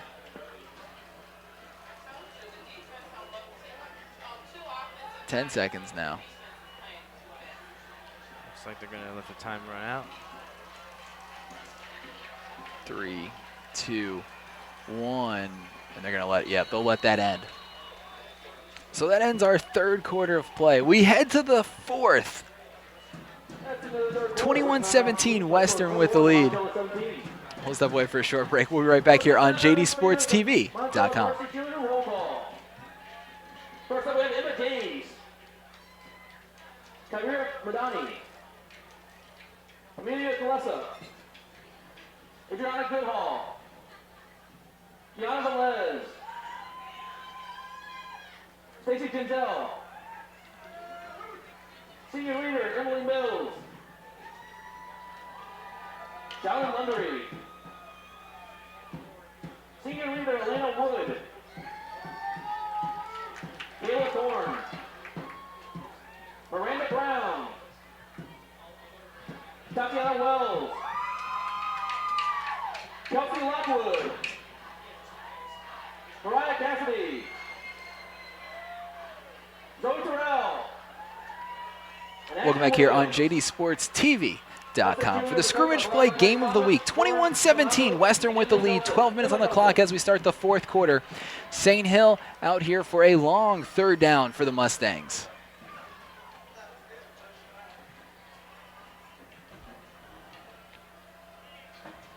Drops back for the pass. Throws it long for Malm. Brings it in! It's caught. Josh Malm brings it down to the 16-yard line. That's a pretty amazing play. I don't think you can really fault anybody on the defense for that play being completed. That's a heck of a throw, a heck of a catch, very well timed. It's not much of a defensive play there. Not much you can do in that situation. Tillery going to get it as he went in motion. He gets taken down at the line.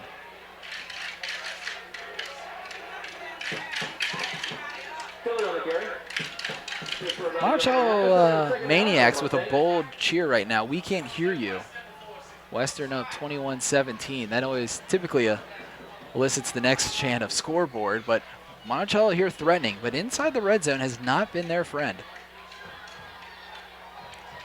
Let's hope that they've corrected whatever errors that were causing them to have some trouble in this. They haven't thrown it much in the red zone. No. Steve McNair, jump ball, and an interception. Intercepted.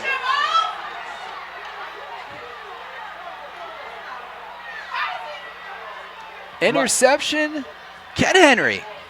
There's a lot of pushing going on in that corner. I'm really surprised not to see a flag on really either side, because it looked like both players were really grabbing each other, pushing each other. I was surprised as well. I thought that would definitely be some kind of flag. DPI, yeah. Especially because Henry used that to his advantage.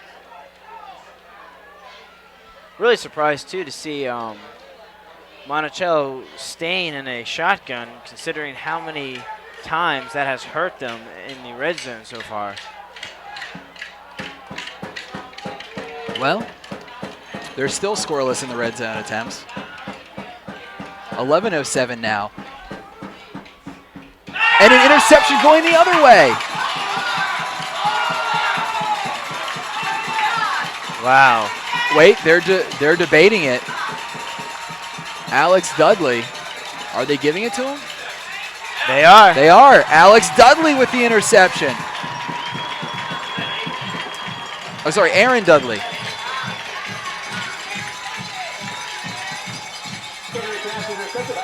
Talk about responding to momentum. That's a good way to do it.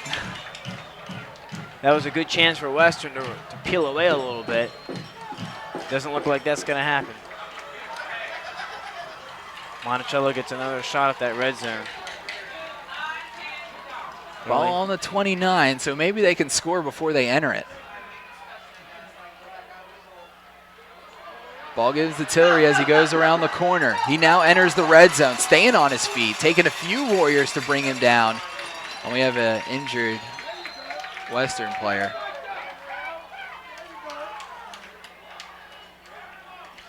Tillery's a hard runner. Oh, yeah, he's incredible. It's going to take more than one person to bring him down. I'm surprised that Western's not doing a better job of swarming him when he hits the ball. Injured player on the field. He doesn't look very comfortable down there, whatever this injury is. I don't know.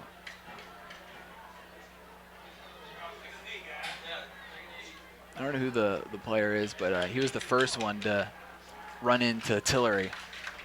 Doesn't seem to be. He's walking on his own, which is always a good sign. Yeah, Oliver Herndon might just got the wind knocked out of him. They both were going full speed into each other, and he was preparing for the tackle, and Tillery was preparing for the shoulder, giving the shoulder. So we'll reset here as Herndon makes his way off the field. Second down. And a long 3, 10:43 on the clock. We're seeing that jumbo again. Tillery getting it. He has the first down.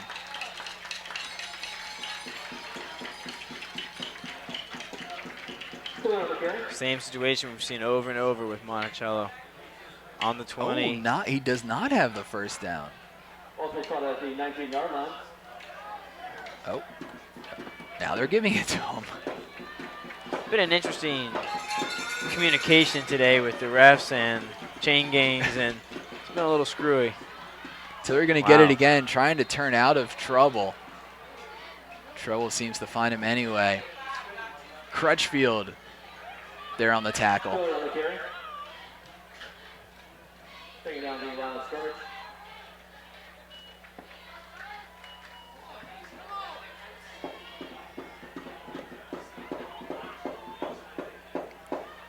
Giving it to Wagner as he gets to the outside. Henry there knocking him to the ground. Western's defensive end is really doing a good job of stringing it out, not giving him a lane to run it. He's having to go really, really wide to make that play.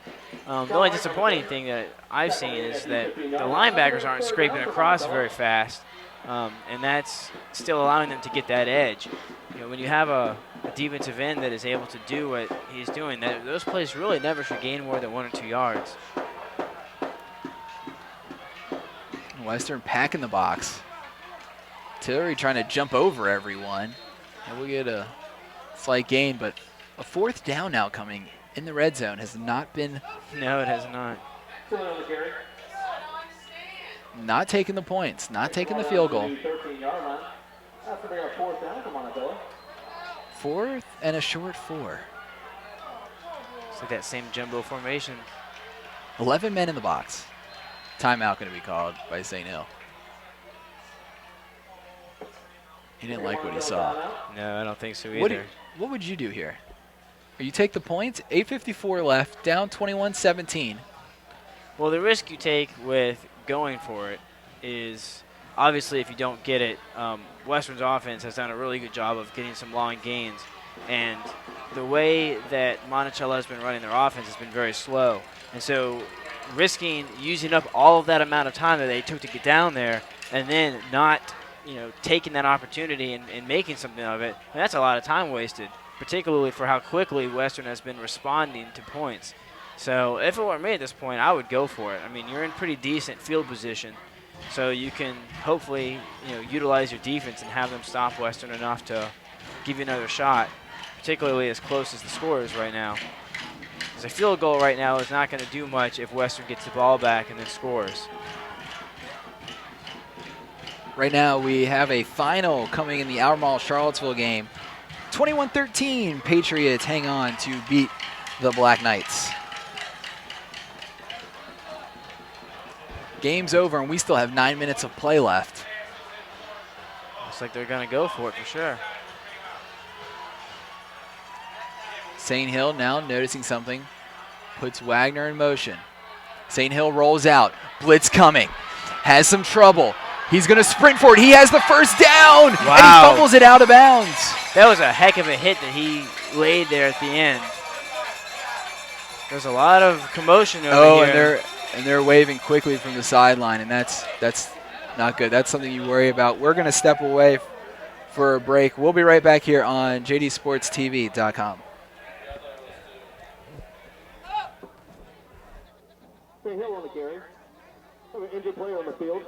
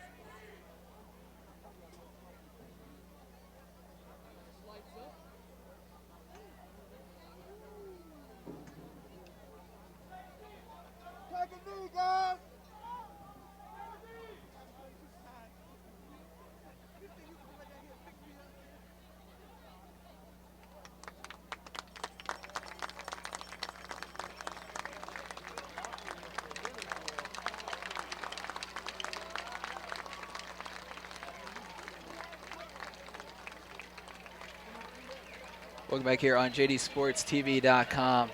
That's Stephen Hearn making his way off the field on his own power. So that collision was pretty brutal right there, that last play. I would not be surprised if he got the wind knocked out of him, just got dazed there. Definitely. Those are the kinds of hits that, they're fun to watch, but when one guy doesn't get up, they don't become fun anymore. Yeah, that's where you start a lot of worrying. So good to see that he was able to walk off, and I'm sure he's going to be seeing a lot of medical attention on the sidelines.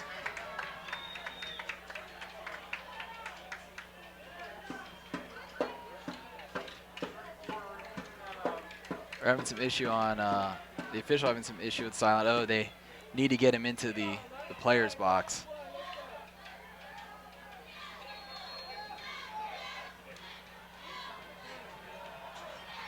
So McNair back under center here. 8:44 as we restart. Tillery diving for the end zone. Does he have it? Looks like they're going to wave him short. How many times is that going to happen to Monticello? We've seen more plays from inside the one than anything tonight. It's unbelievable, really. I don't know if I've ever seen any game where almost full drives have taken place within a yard. St. Hill trying for the push. And they're waving it. Oh, now they're waving it. There we go. So the Mustangs get the lead back. They got denied again.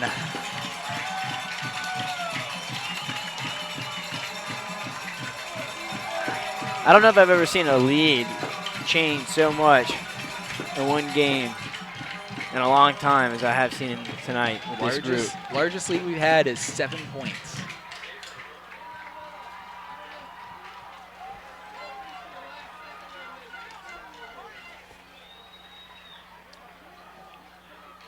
Samam out to kick the extra point. St. Hill the holder for him. There's a flag. It's the second time we've seen a flag on extra point.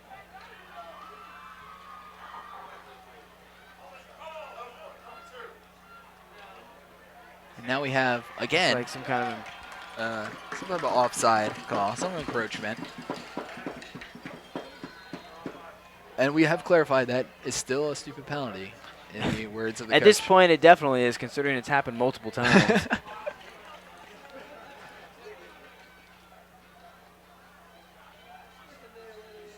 Ball down and up. Mom pushes it through. Gives a 24-21 Mustang lead here with 8:19.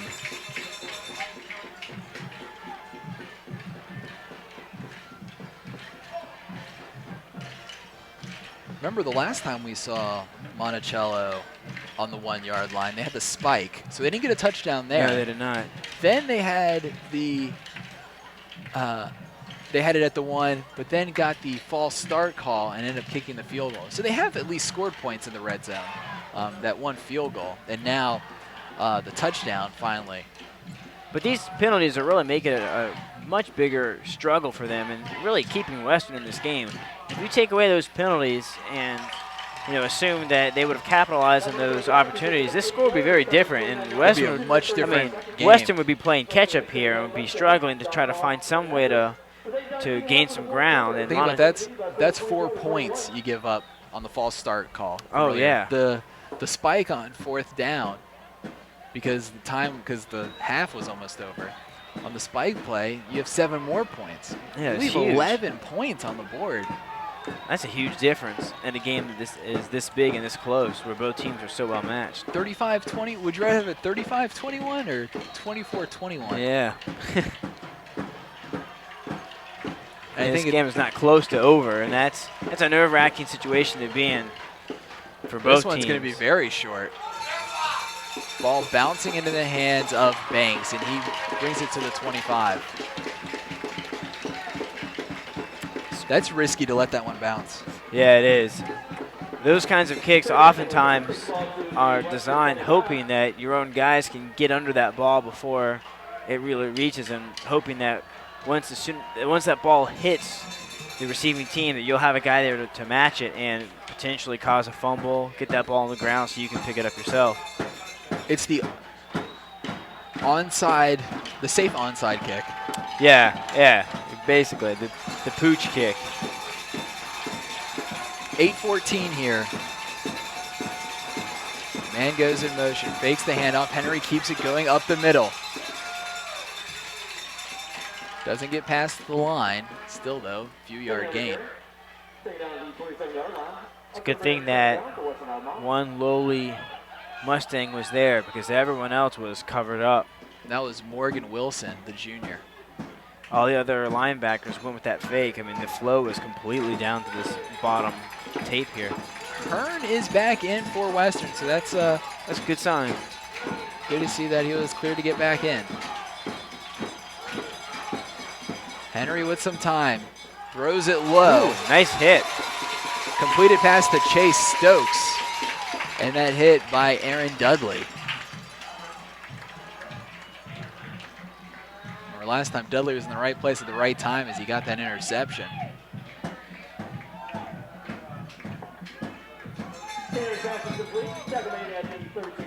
Looks like he got a little shaken up on that hit, 'cause he came running off, tapping his helmet for a replacement.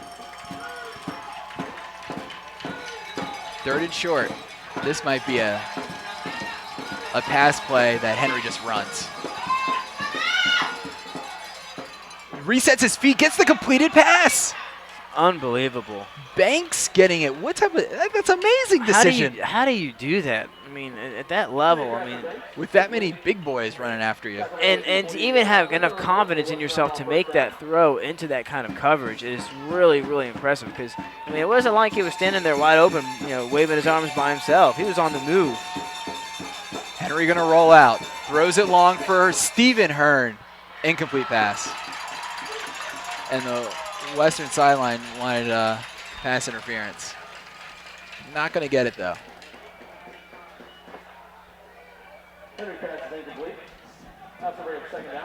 Western's offense is really starting to get aggressive here. Their receivers are starting to break away a little bit, which is something we did not see in the first half.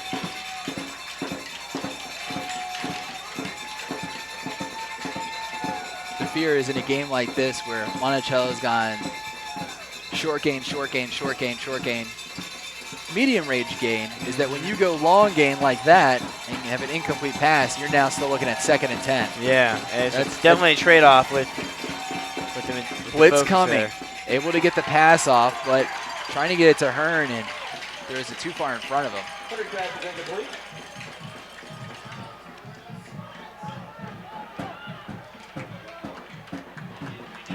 Yeah, these kinds of passing offenses at this level definitely suffer a little bit when it comes to moving the ball, because you put yourself in positions very quickly where you don't have many choices but to go for long yardage, and that gives the defense a lot of wiggle room because they know it's coming and they know what to expect.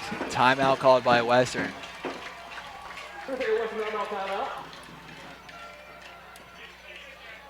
This is a pretty critical 3rd down. Yes, it is, and I'm sure right now they're trying to figure out some play, something they can do that won't be too terribly obvious, because clearly they have to get 10 yards to make the play, and so Monticello knows where they've got to get. And is this a play though where you anticipate going for it on 4th down? Maybe you send 2 wide receivers long. Let's say you send Hearn and Stokes long. You might have something there. If not, send Banks kind of just on a slant across the middle. And if this were me, I would try to attack one side of the field, maybe one man, try to overload the defense, because Monticello's been playing a lot of man, but they've been leaving those 2 safeties deep. So if it were me, I would try to occupy those guys up front and then see if I can sneak somebody into the flats, maybe get a 5-yard route, get some decent yardage, and get upfield a little bit. Run those safeties off a little bit with my eyes. And of course, Monticello's been blitzing a lot too. They have. Now it looks like they're going to blitz this play too. They're sending 4. Man gets through. That was Tillery. Throws the long pass. It's intercepted. Wow. And Dudley, have a night, son. Aaron Dudley, have a night. That is really going to hurt Western. This is excellent for Monticello because they've done a fantastic job of driving down the field nice and slow. And there's not a whole lot of time left.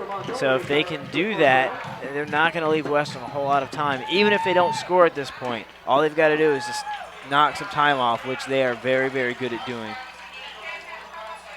Western does not look very happy right now about these circumstances. The last thing you want to see here if you're Monticello is a pass play from Tillery. Now that is horrible. Okay, good. They called it. Getting ready to say, if that was not called, that was some of the worst pass interference that I've ever seen. And Hawes there delivering the hit. Or sorry, Herndon delivering the hit to Mom. And the real shame of it all is that could have been an easy interception. Oh, yeah. I mean, that was a very high ball. It was very slow. I mean, the receiver essentially was waiting, just standing there waiting. It almost looked like he wasn't anticipating the ball to be short. He just ran right into the receiver there. And that could have been it. And it could have really been what happened there. He ran into the receiver, and then once you run into him, you kind of push him through. But Aaron Dudley, 2 interceptions tonight. The senior defensive back, definitely see him on the sideline, still probably smiling ear to ear.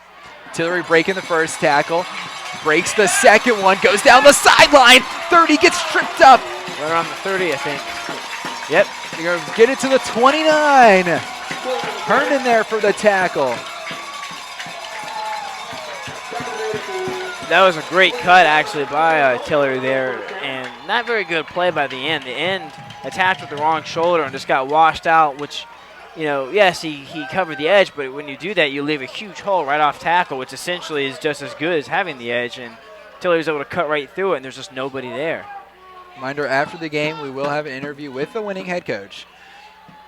Wagner now has nowhere to go. Crutchfield first one there for the tackle, along with about 5 other Warriors.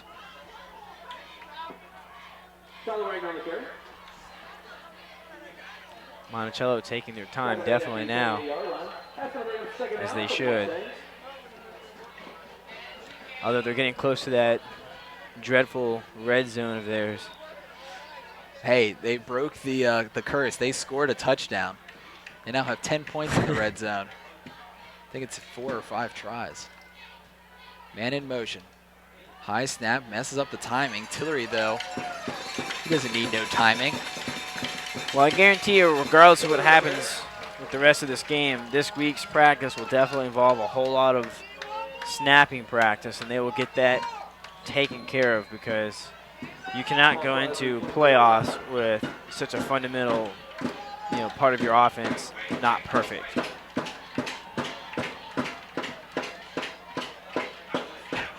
The 10 seconds still on the play clock. This team is so used to going so quickly. We're going to get Banks now. Sorry, not Banks. Bates now on the run. He has a first down. Back into the red zone as they bring it just past the 16. This team runs a no huddle offense.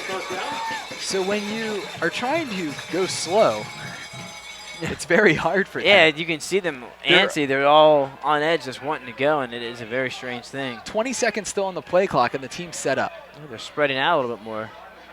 So now St. Hill kind of has to, he's trying to slow them down.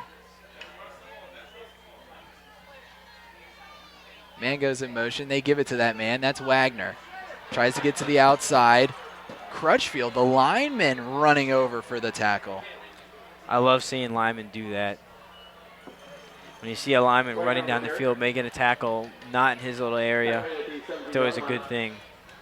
Just coming from line myself, it's always always taking a little personal. Play clock hasn't even started yet. They're lined up. So now they have 24 seconds to go. This is really holding up the Monticello. Yeah, you can look at them there. Like, reminds me of those dogs just waiting to attack, and they're just waiting for that owner to give them the go-ahead to go for it. And look Tillery, at that. the go-ahead, and he's going to score. Unreal. Untouched. 17-yard run. T.J. Tillery. Wow. Well, I don't think there's any doubt now that Monticello has got it figured out. It took him a little while to get going, but they are certainly on the way now to solidifying their victory. It's going to be really hard now for Western to come back.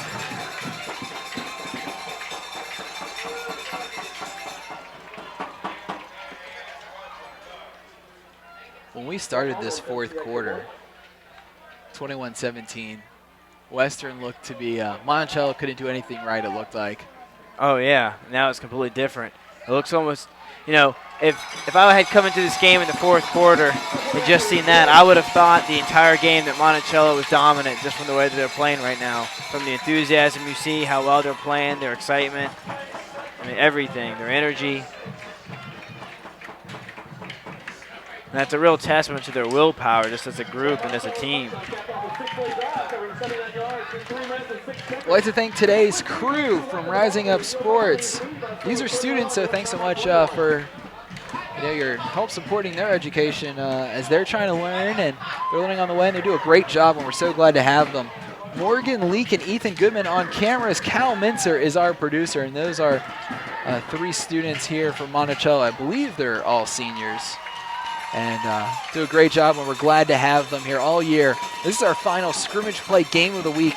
We're so glad to have teamed up with Scrimmage Play this year to bring you all the action here on jdsportstv.com. It's been a lot of fun, and we still have 3 minutes and 22 seconds of gameplay left here in our season. It's amazing to think about is these two teams have they still have 4 games left in regular season. Yeah, coming from this kind of big game. Well, this is they have 3 more after this, I should say. They're right. 6-0. It's always tough coming after a big game like this and trying to find the will to finish. Wow, look at this.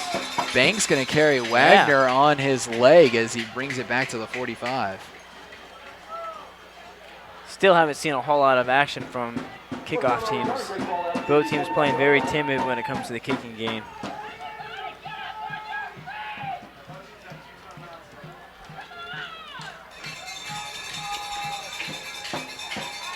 I'll tell you, there's been a lot of police action trying to get people. I don't think I've looked up on this road yet and not seen some kind of flashing lights, and now there's 2 or 3 of them up here. Everyone wants to watch this game, and we're so glad you're joining us here on jdsportstv.com. 3:16 on the clock. Henry, the quick pass. It gets completed. He makes his way out of bounds. That was Dylan Curry. Henry got hit hard there after he... Yeah, he did. It looked like some people were looking for a flag there, but I don't think there was quite enough time between that throw. I'd like to remind you, after the game, we'll have an interview with the winning head coach, so make sure you stick around here on jdsportstv.com. Henry drops back. Rush comes, gets the pass off. Is that intercepted It again? looked like it was. And it's another interception, Monticello, and that's Aaron Dudley.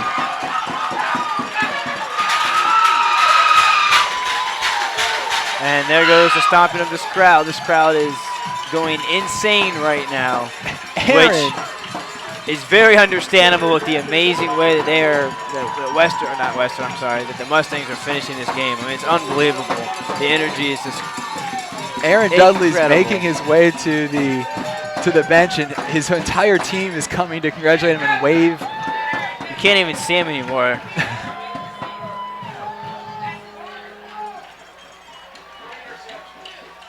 Three interceptions for Mr. Dudley. And in crucial situations as well. I don't know how you brought that one in. Tillery going to get it again. Bounces back to the outside after a stiff arm. Able to dive forward for a nice 3-4 yard gain. Could not see exactly who it was there, but somebody on the Mustang side gave a great block and just flattened that Western pressure there and really opened up that hole. In terms of pancake blocks, that was fairly textbook.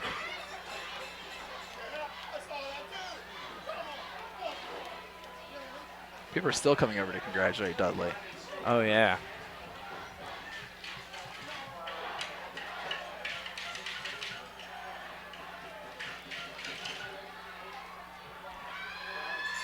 Breaking a few tackles and piling his way through. Giante Banks.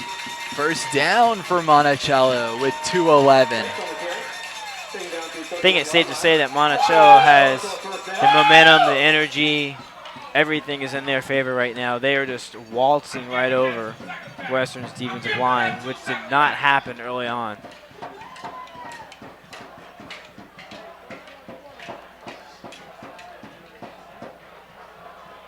$10 on the play clock. 1:50 now left here. Wagner goes in motion, gives him the handoff. Breaks through again. Getting some flags. Yep. He's going to keep on piling down. Wow. As Herndon brings it down. Oh. And No, now we get yeah, that another was flag. uncalled for there. It's, you know, when you have a great run, you know, The worst part is you're going to get, 2 penalties because there's probably a hold back here as well. I'm sure there's a hold. And we did get the hold. So that's going to, and that was right at the line of scrimmage. So you're going to move back 10 yards, and then you will be assessed the personal flag, correct? Yeah, the unsportsmanlike, particularly that kind of unsportsmanlike when. And the worst part about this for Monticello is this 10-yard penalty is going to put him at the 21, and then they'll get the 15. They won't even be inside the 20, so you can get half the distance.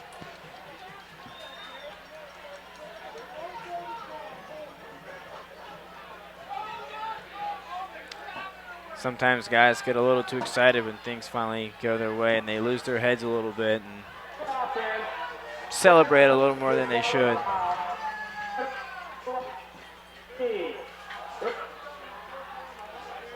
Oh, no, they're only going to – they'll get one of the penalties, it looks like.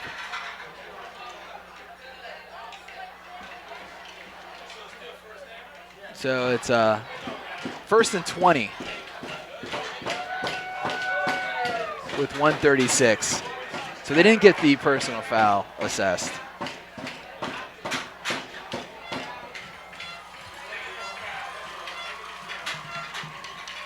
Looks like they're still trying to sort out something over here. All right, here we go.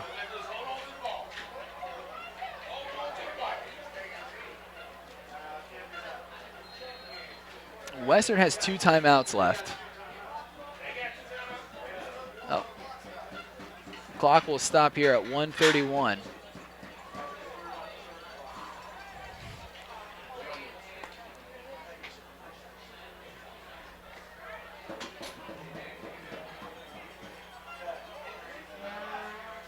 So they could, try to do the math, this will be pretty close that they could almost. And at this point for Western, they're going to have to do something pretty amazing to be able to have the time to get this back. They're going to have to get the ball back right here, really get a defensive score, and do some kind of onside and get the ball back and score quickly again, which, when their offense is capable of making big plays, we've seen it. Most of their gains are large gains. But just heard Ken Henry 11 for 26 with 170 yards, 3 touchdowns and 3 interceptions. I believe that the unofficial stats that I think I overheard in the press box. So 1st and 20. Would not be surprised here just to see Monticello come out and do their power jumbo package, try to run this clock down, get this game finished safely, particularly with the field position they currently have, which is what it looks like they're getting ready to do. And they'll kneel it. Yep. Western's going to call their last timeout.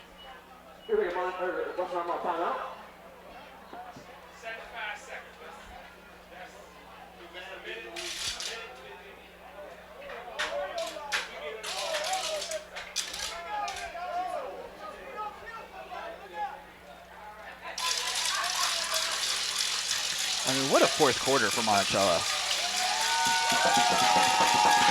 Really it is. I mean, if you were to watch the first quarter of this game and the last quarter of this game, you would not think that they came from the same night. I mean, they are just playing completely differently.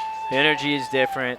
The mistakes are minimal compared to the first quarter.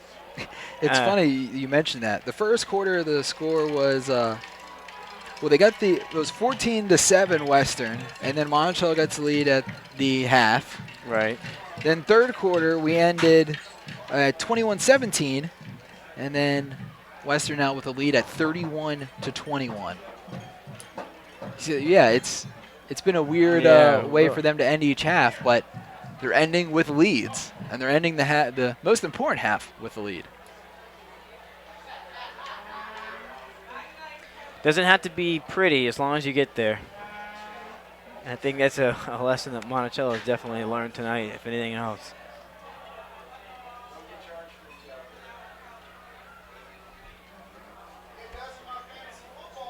So waiting to get the timeout over with. Looks like St. Hill will probably kneel it down again. Victory formation here as he gets another kneel. Oh, he waited to get the kneel. Wow.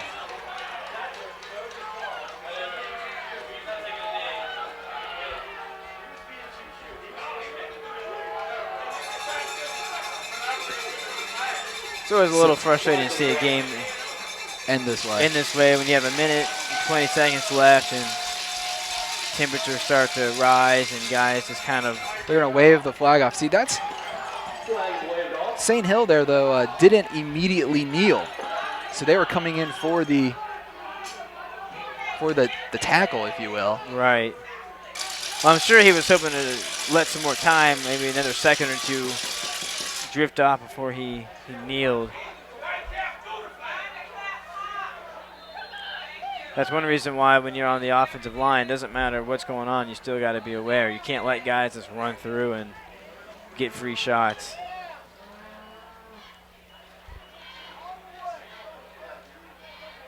St. Hill waiting here. He's still got 10 seconds left on this play clock as we now hit the 1 minute mark. 6 seconds left. 3, 2, takes a snap, and this time takes the quick knee.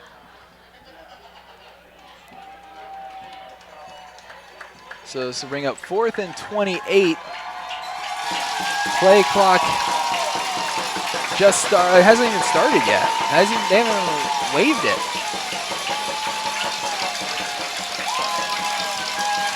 They haven't waved for the play clock, so it never started. And now the clock has stopped as well. Yeah, the officials had to stop it to get correct the 1 clock. I want to thank you so much for joining us this year on the Scrimmage Play Game of the Week. It's been great bringing you all of these games. Looks like here with 33.5 seconds. Want to thank everyone that's participated here in this last game. This is a Rising Up Sports production. We have on cameras Monticello students, Morgan Leake and Ethan Goodman. Cal Mincer's our producer, all seniors here at Monticello, and they're getting a great opportunity as high schoolers. And we're glad to give it to them. He's Logan Boggs. I'm Brian Rothamel. We appreciate staying with us.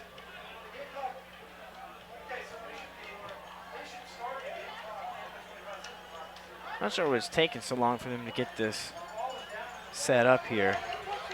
They're trying to reset the clock. Now they got it at 42 seconds. So there we go. So we get the play clock going, and that'll wind down for a while. Mom is look like he's ready to receive the punt. He doesn't have an at ease stance. No, he does not. Here we go. 6 seconds. Now gets it. Gets the punt off. And Western was definitely coming for it, as they should be. They'll let it keep rolling to get some more time, and that'll stop at 11 seconds and 0.3 of a second. So the offense will come back out for some magic.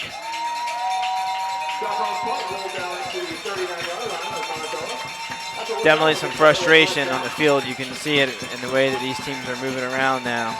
Well, not these teams, I should say. Western's moving around. Monticello seems to be pretty happy. And the fans are going nuts already. Yeah, look at them. Getting ready to storm the field almost, it looks like. They're all moving towards the gate.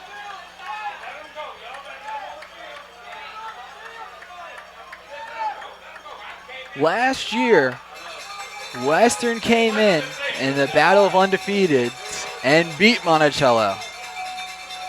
28-0, wasn't it? Is that correct? Wasn't that a pretty good shutout last year? It was, well, and ironically, that game was because of interceptions. And Dudley, nope, they're going to wave him out of bounds. Thought Dudley got his 4th.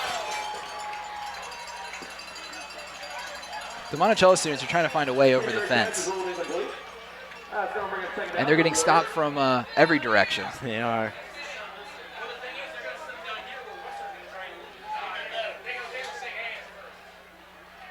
So 2.7 seconds. Logan, what are your final thoughts about this this one? Well, it's really nice to see Monticello, overcome a lot of the mistakes that they made. As a coach, it's always great to see a team that just doesn't give up. And when you have ups and downs like this, and you have a team where you get in the red zone as much as Monticello did, and not complete their drives, it's really nice to see that happen. Whoa. Henry fumbles it on the last play. Western That's recovers, but that's going to end it. Your final score, Monticello Mustangs 31, the Warriors 21. For all of us here on Rising Up Sports, thanks so much for joining us. It's been a great year here on the Scrimmage Play Game of the Week, and we thank you for joining us. I'm Brian Rothwell. Have a great evening, everyone. Monticello victorious here in the Game of Unbeans. We'll catch you next year. Now joined with Coach Woody. Coach, congratulations, 31-21. What a battle. Hey, I'm tired. These type games will wear you out. I told my guys at the beginning of the game that momentum was going to shift, and we couldn't let negative momentum affect us. We had to stay composed, and at the same time, we couldn't let positive momentum and positive emotion overwhelm us to where we would maybe forget about what we were trying to do. Momentum did swing. The score went back and forth. We stayed composed, played physical football, and give them credit for working hard. setting a goal out this week to come out here and handle Western Albemarle, a quality football program. Kent Henry is unbelievable. They do a great job on offense. They did a great job on defense tonight. But, hey, I'm going to pat my kids on the back for persevering when things got tough. Let's talk about that. I mean, you guys had multiple trips to the red zone where you didn't get the touchdowns. You're losing at the end of the first quarter, at the end of the third quarter, but winning at both halves. I mean, what type of team is this to have such a difficult first and third quarter but able to respond back? Well, obviously, we persevere through the thick of it. We need to eliminate those mistakes. When playing a great football team like Western Albemarle or somebody later on during the season, if we have those mistakes, they'll come back to haunt us. We had a fumble, we had a penalty down there, we had a bad snap, bad play call on my behalf, and we all got to improve ourselves. And those are some things that we can work on to improve so that it doesn't happen again. But despite the negatives, we kept on keeping on. Let's talk about a positive with Aaron Dudley. 3 interceptions. You said to me before the game, Ken Henry, best quarterback in the state of Virginia. What is it like for that senior defensive back to bring in 3 of them? Well, we were talking at the beginning of the game again that Kent Henry, with the pressure that we're going to send on him, at some point in time is going to throw up a gift. And when the gift lands in your lap, you got to take advantage of it. And I think he had 3 of them hit him in the hands today, and he took advantage of it. Coach, I know you want to party with the Mustangs. What are your final thoughts on this one? Well, hey, we got to get to work. We'll enjoy it here this evening, and Albemarle's next week right here. So no time to rest. Albemarle's got a quality football program. All right, enjoy this one, Coach. Congrats. Yes, sir.